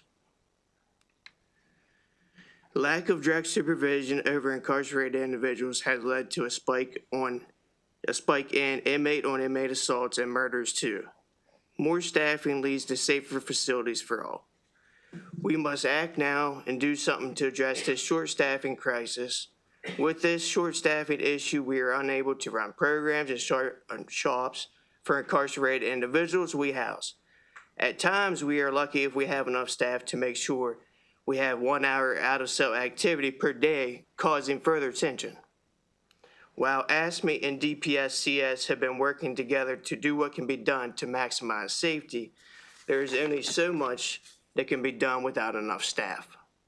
We are losing recruits to neighboring jurisdictions who offer better pay and benefits. We are losing new hires and experienced staff because of the strain of all the mandatory overtime has on people's lives. We are asking to please fully fund us and pursue alternatives to these cuts, which we simply cannot afford, before someone loses their life. Thank you. Brief questions. One is because you work in the field.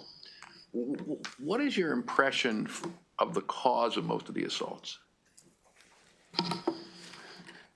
My impression of the cause of a lot of these assaults would be confinement and that only 1 hour out of cell activity, so they're not getting programs. At times, we barely have enough staff to run religious programs, so they're not getting schools, sometimes shops, very minimum out of cell time, so you're locking somebody in a cage, and it's summertime, and it's 120 degrees in there. There's only one person that they can take it out on, and that's the person that's standing in front of that door when it opens.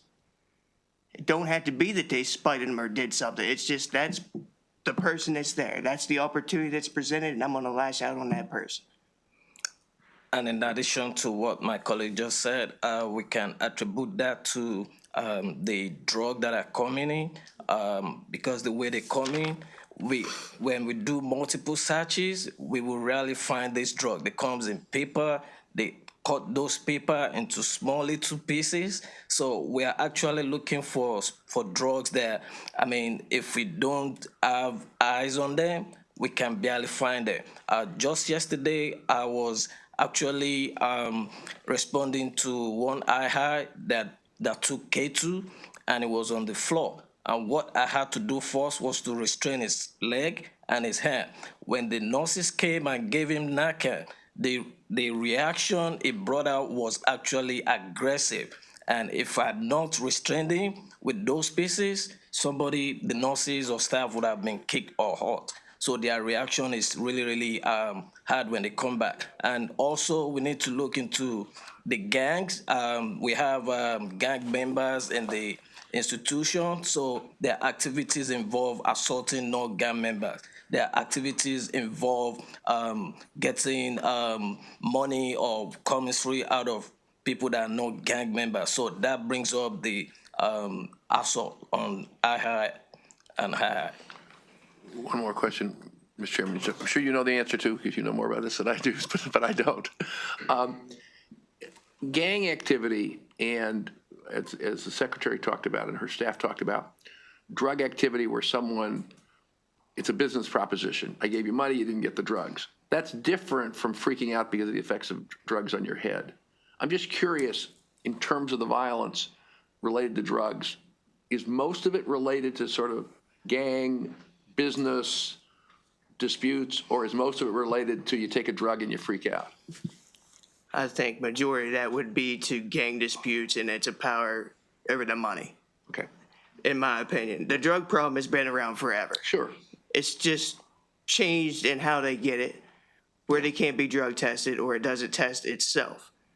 I don't think it's caused, this level of spike in violence. Gotcha. Thank you. Thank you very much, Mr. Chairman. Thank you, Mr. Chair. Knowing that it seems like the facilities are in poor condition, because you're telling me that, when you're going into a room, it's very hot, it's very uncomfortable, and living that way and being behind bars in an area where you're restricted, and you're such at a limited, I guess, trying to find the right word, but you're such at a limited, I guess, capacity of what you can do, because you're talking about activities, for instance, how there are so many activities they can do, but there's not enough where they can maybe get out and be more active or interact in ways so they won't react maybe in that way of anger or reaction of going at someone. I mean, is there maybe other facilities where maybe they have more interaction or more things that they can do and they can participate in so it doesn't come down to something like that? I think there's some facilities statewide that are better staffed right now than others. Right. But unfortunately, there's a lot that we're in a staffing crisis, well below where we should be to even be operating, even to be opening the doors. Right. And we see that's a major problem, and we know we need to correct that. We got to find ways we can do that. But I want to thank you for your testimony. Thank you, sir. Thank you, Mr. Chairman. Okay. Thank you all very much. Anything else? I have a couple of follow-up questions for the secretary. Before we this, our last group.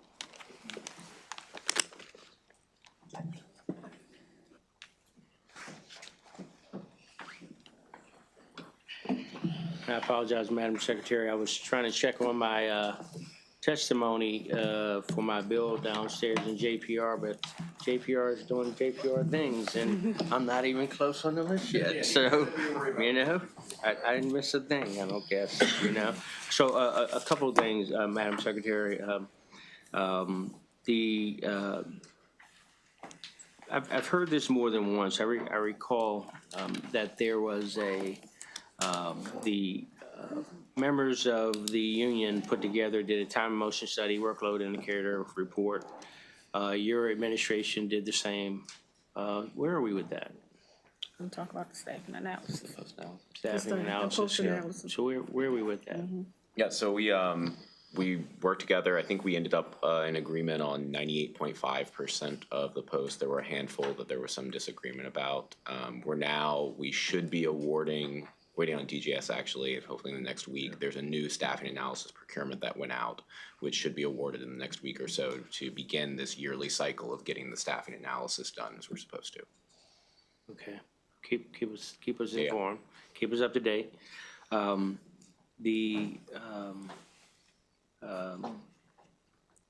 When you're looking at, you have a timeline on that? You said DGS. Yeah, the procurement was completed DGS. because of the threshold, and I don't want to bore y'all with procurement law, but it No, requires. we're okay with that. We have a procurement committee as well. Oh, we're good.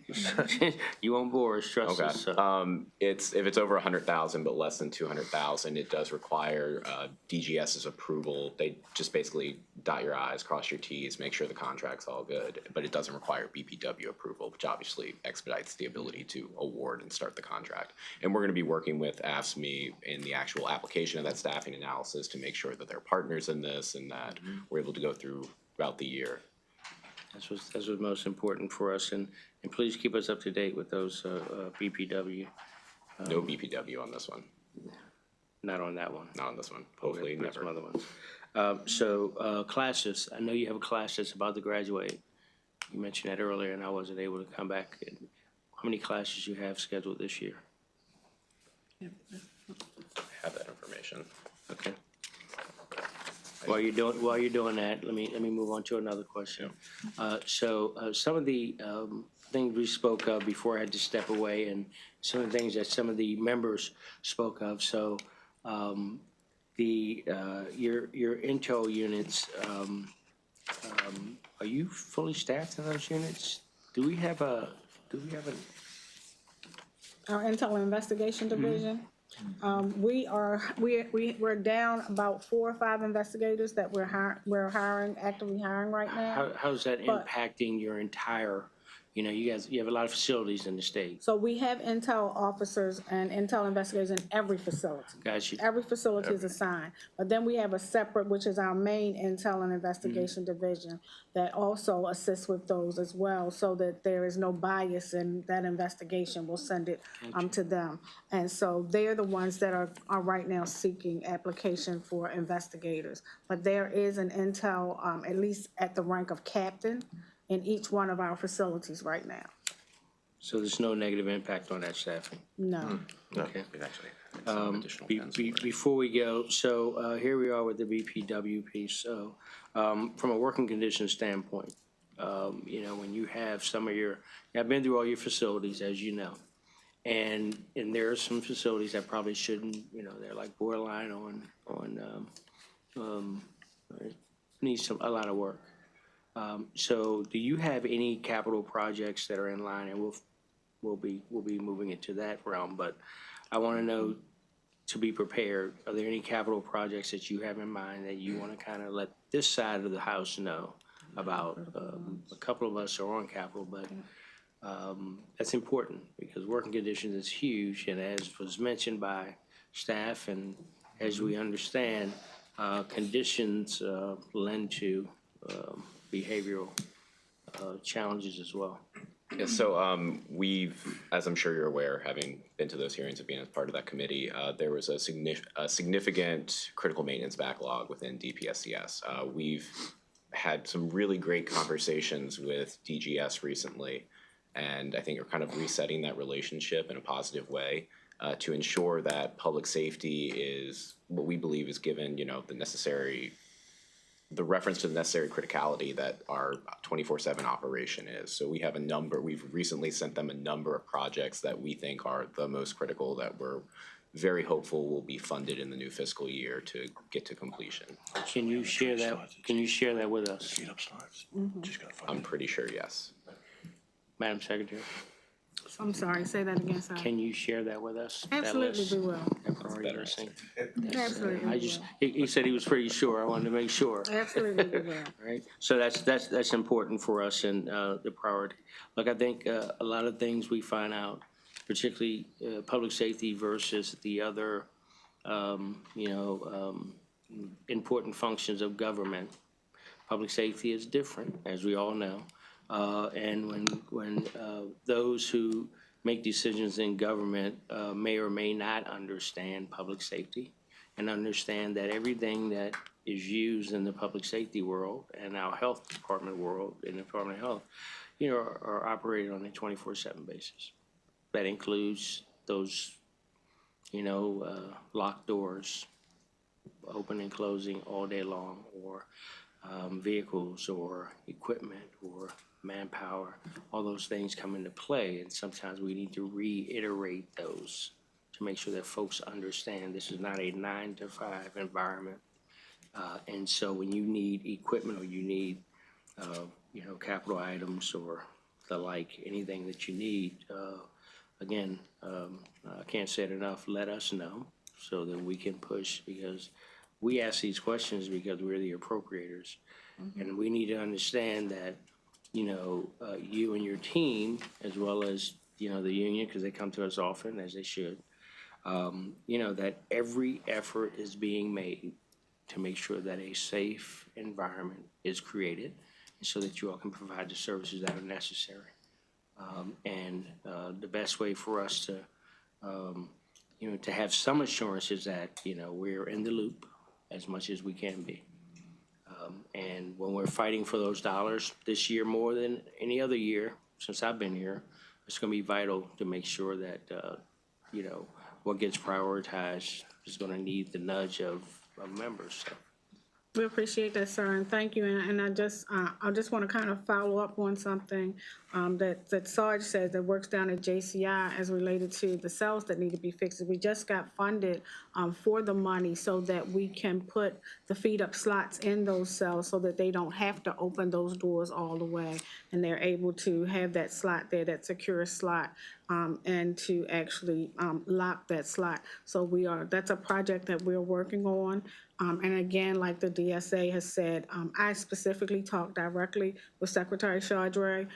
We talked about the critical maintenance needs that we had and their ability to help us fund some of those critical maintenance needs. So we are on top of that. All right, appreciate it. And communications is key.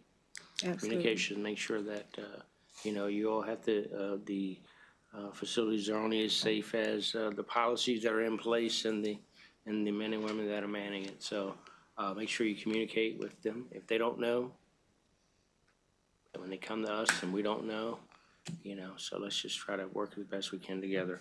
I think that's my last one. I know how to contact you otherwise. But thank you all very much. And we have one more group, a panel to come up. And do me a favor if you could hang around for that, just in case I have some follow-ups. So.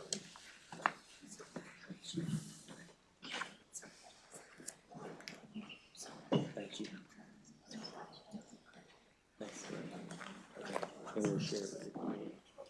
Thank you. All right. Good afternoon. Good afternoon. Start when you're ready, and please state your names for the record. Thank you. My name is Sam Williamson. My pronouns are they, them. I'm an attorney with the Public Justice Center. I'm also on the leadership committee for the Trans Rights Advocacy Coalition, which I will also call TRAC. TRAC has been working for the past several years to improve the safety and well-being of incarcerated transgender individuals. According to a recent report by the Vera Institute, over half of incarcerated trans people experience sexual assault, and nearly 90% are placed in solitary confinement. Harms for incarcerated trans people occur at the hands of both staff and other incarcerated individuals, and there are few avenues for redress. As Ms. Barber indicated, the Prison Rape Elimination Act provides protections for incarcerated trans people. Many of these protections have not been observed by the department, which is why we have seen such extensive settlements paid out in Maryland in the past year alone. We have also heard how broken the PREA complaint process is and how rarely the process improves safety for people in custody. While the future of PREA regulations may be uncertain, these protections are still the law today, and there have not yet been any proposed regulations that would weaken PREA's requirements. We seek to ensure that Maryland follows these legal requirements and to see Maryland bolster our own state-level protections for our community. Since we testified before this subcommittee last year, we have made some progress with the department. We have met approximately 10 times and provided feedback on one policy. That policy has not yet been finalized. We are waiting for the opportunity to provide feedback on the other 28 policies that the department has identified as impacting incarcerated trans folks. The transparency promoted by this subcommittee's oversight is crucial to improving conditions. We ask that the subcommittee include the budget language recommended by DLS, and we thank you for your continued oversight. Before I move to the next person, did you say roughly 29 policies you were looking at? I believe that the department has identified 29 separate policies that specifically impact incarcerated trans folks. So the one policy we've provided feedback on is the medical evaluations manual. We've had several rounds of intensive feedback on that manual, although, as I've said, it's not been finalized, so we're not sure how much of that has been incorporated into the final product. And the other ones we are still waiting for. So is there any sort of, agreement on, you said you met roughly 10 times since last year. Yes. Is there any agreement as to or expectation on when you will get some feedback on the other 28? Last I heard, we could be getting some of the PREA policies within the next couple of weeks. It has been several months that we have been hearing that, so I don't want to speak with confidence as to when we'll be receiving that. From my understanding, there's many different rounds of stakeholders providing input. I'm not sure if that is part of why the process has been as slow as it has been. Okay, I would just encourage not only yourself, but the secretary as well. Again, communications and what we can, so we can be on the same page as much as possible. All right, thank you. That's for now. Anybody else? Great. Good afternoon. I'm Alice Wilkerson, Executive Director of Advance Maryland. Our organization is a member of the Trans Rights Advocacy Coalition, and I'm here to provide comments on the treatment of trans and non-binary incarcerated people within DPSCS.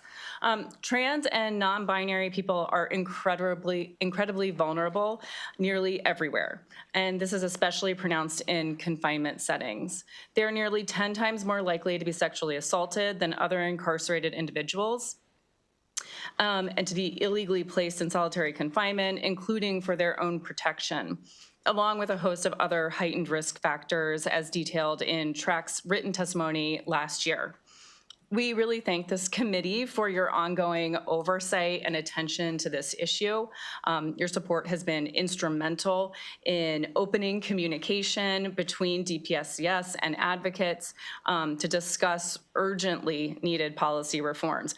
And I would like to emphasize urgently needed.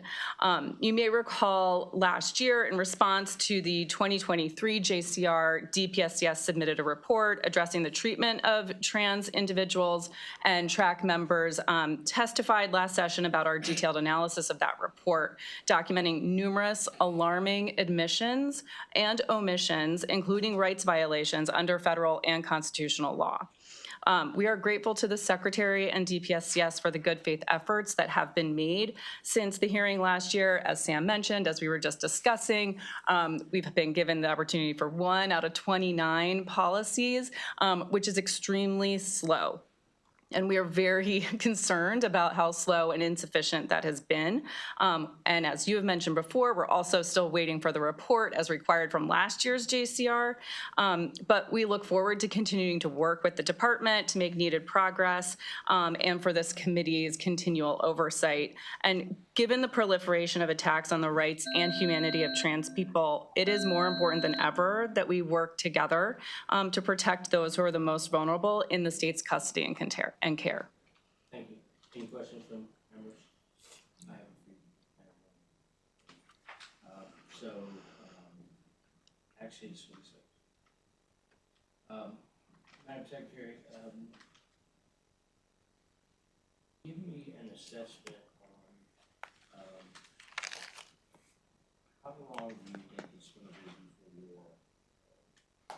I know you have to go through the different work groups that you could get back to dig into the 28 that are still remaining. My Assistant Secretary for Policy is actually here with me today. I know she's running that. Could you do me a favor? Thank you all very much. Thank you. Yes, absolutely.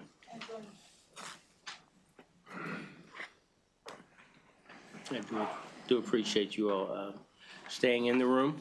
We try to encourage that of the agency heads when folks want to speak about what's going on. So state your name. Good afternoon, Senators. My name is Angelina Greeno. I'm the Assistant Secretary of Data Policy and Grants here at DPSCS. Thank you for your question, Chair. We are, first off, immensely grateful for the quality and just determination of the collaboration that we've experienced with the individuals from TRAC, both here and those who are not in the room with us today. The department has finalized its revisions to the PREA process. One of the major commitments that was so central when we put together this list, really taking a scoping look at all of our policies, was how to structure it in a way so that we were leaving change that was lasting, change that was difficult to undo, and change that was systematic to ensure that we were not just targeting the complaints that were warranted and the most urgent, but really fixing from start to finish the structural issues that stood in the way of transgender incarcerated individuals having their needs met. Many other states in the nation have gone through this exact same process, many more under settlement decree, unlike Maryland. So we have the benefit of being able to reach out to partners as we have, collaborating with states like Washington, Colorado, New Jersey, New York, Massachusetts, so that we can learn from what has worked in other states and what has not. Thankfully, not all of the policies that need to be updated are equally complicated. We started with the hardest first, our medical evaluations manual, to ensure that once those policies were enacted, they had the soonest impact on individuals who are coming into custody, who are members of the LGBTQ+ community. So that at the earliest opportunity, we were having standards of care that were holistic and appropriate and allowed exactly those moments and establishments of trust that you previously spoke to today. The importance of creating the right connections through the right channels for individuals to express and identify their needs as early as possible, to enable us to provide the accommodations that we already have available, and to ensure that we get ahead of any experiences that they may have that would be negative during their time in our custody. I appreciate the background and the update on what you all are doing. So can we get some sort of timeline? Certainly. We'll be starting discussions on PREA next week with TRAC. That is our next biggest priority. I anticipate within a 2-month period, we'll be able to get to final decision-making and approval of those. We've had numerous discussions internally in preparation so that this policy revision was not just driven, given its importance, on the discussions that we've had, but also led first by a data analysis of our previous PREA cases, so that we were approaching it not just from where we knew we needed to grow, but taking a very hard look at what was unsuccessful in the past so that we could get ahead of it. Thank you very much. And Madam Secretary, and for your team as well. So speak to me about the understanding, protecting individuals. And it's not just with the trans community, but it could be with members of a gang, it could be with younger folks. Speak to me about the, solitary confinement is, it's a buzzword, something we don't like. Speak to me about the policies you have in place throughout the department regarding that matter, and the communications that you're using or we should be using to try to eliminate that terminology. So our Intel and Investigations Division does a lot of that review of protection of our incarcerated individuals. identifying, as we spoke of gangs, identifying gang members and making sure that they work with our case managers to ensure that gang members of rival gangs are not housed together. We also do enemy alerts within our offender case management system. So if there is an individual that comes in and identifies that he does have an enemy that is incarcerated, or if through our intel we find out that he has an enemy, we make sure that we're not housing those individuals together.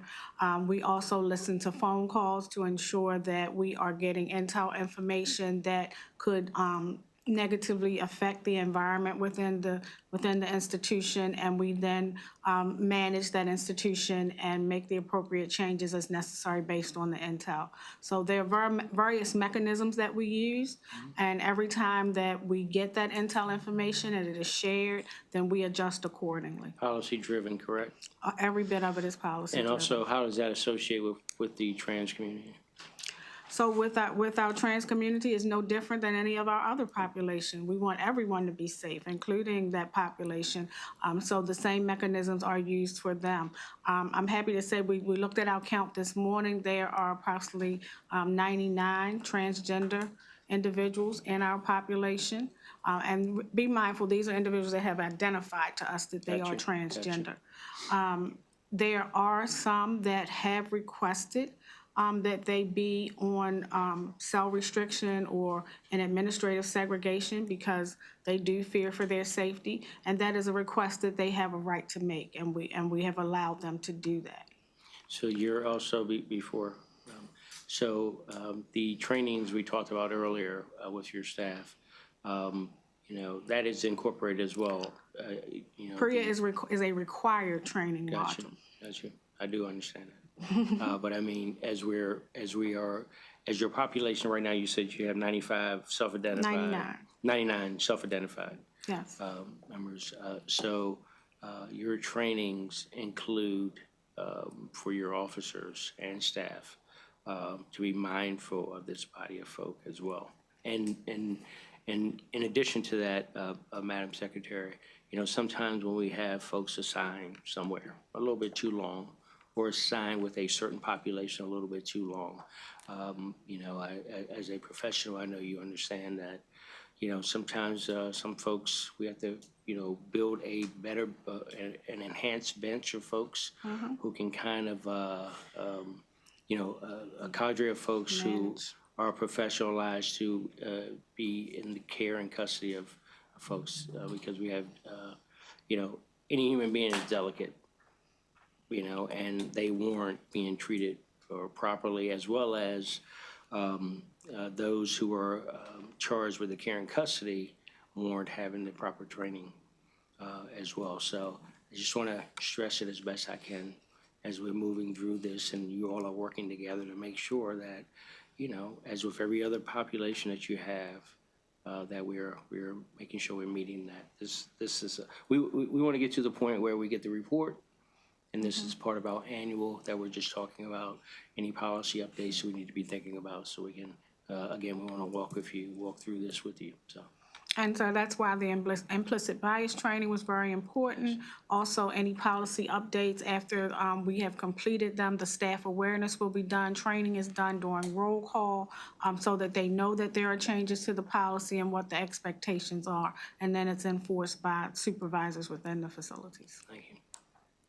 Thank you. If I could just add that parallel and distinct from the department's modification and ongoing management of its restrictive housing population and the policies surrounding those placements is the independent development of appropriate housing solutions for members of the transgender population. And that is a separate policy that is next up on our priority list.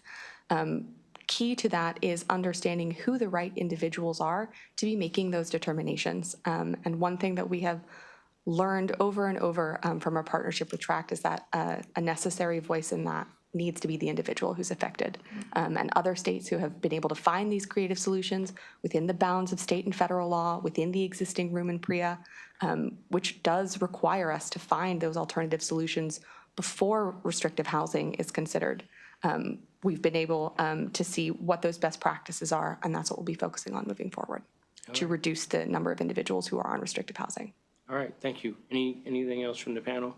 I say that even though they haven't said anything. But no, thank you all very much for the update. We look forward to the reporting out of the progress on this as we move forward. All right? Thank you. Thank you. Thank you all. Thank you all. Madam Secretary, I do appreciate you,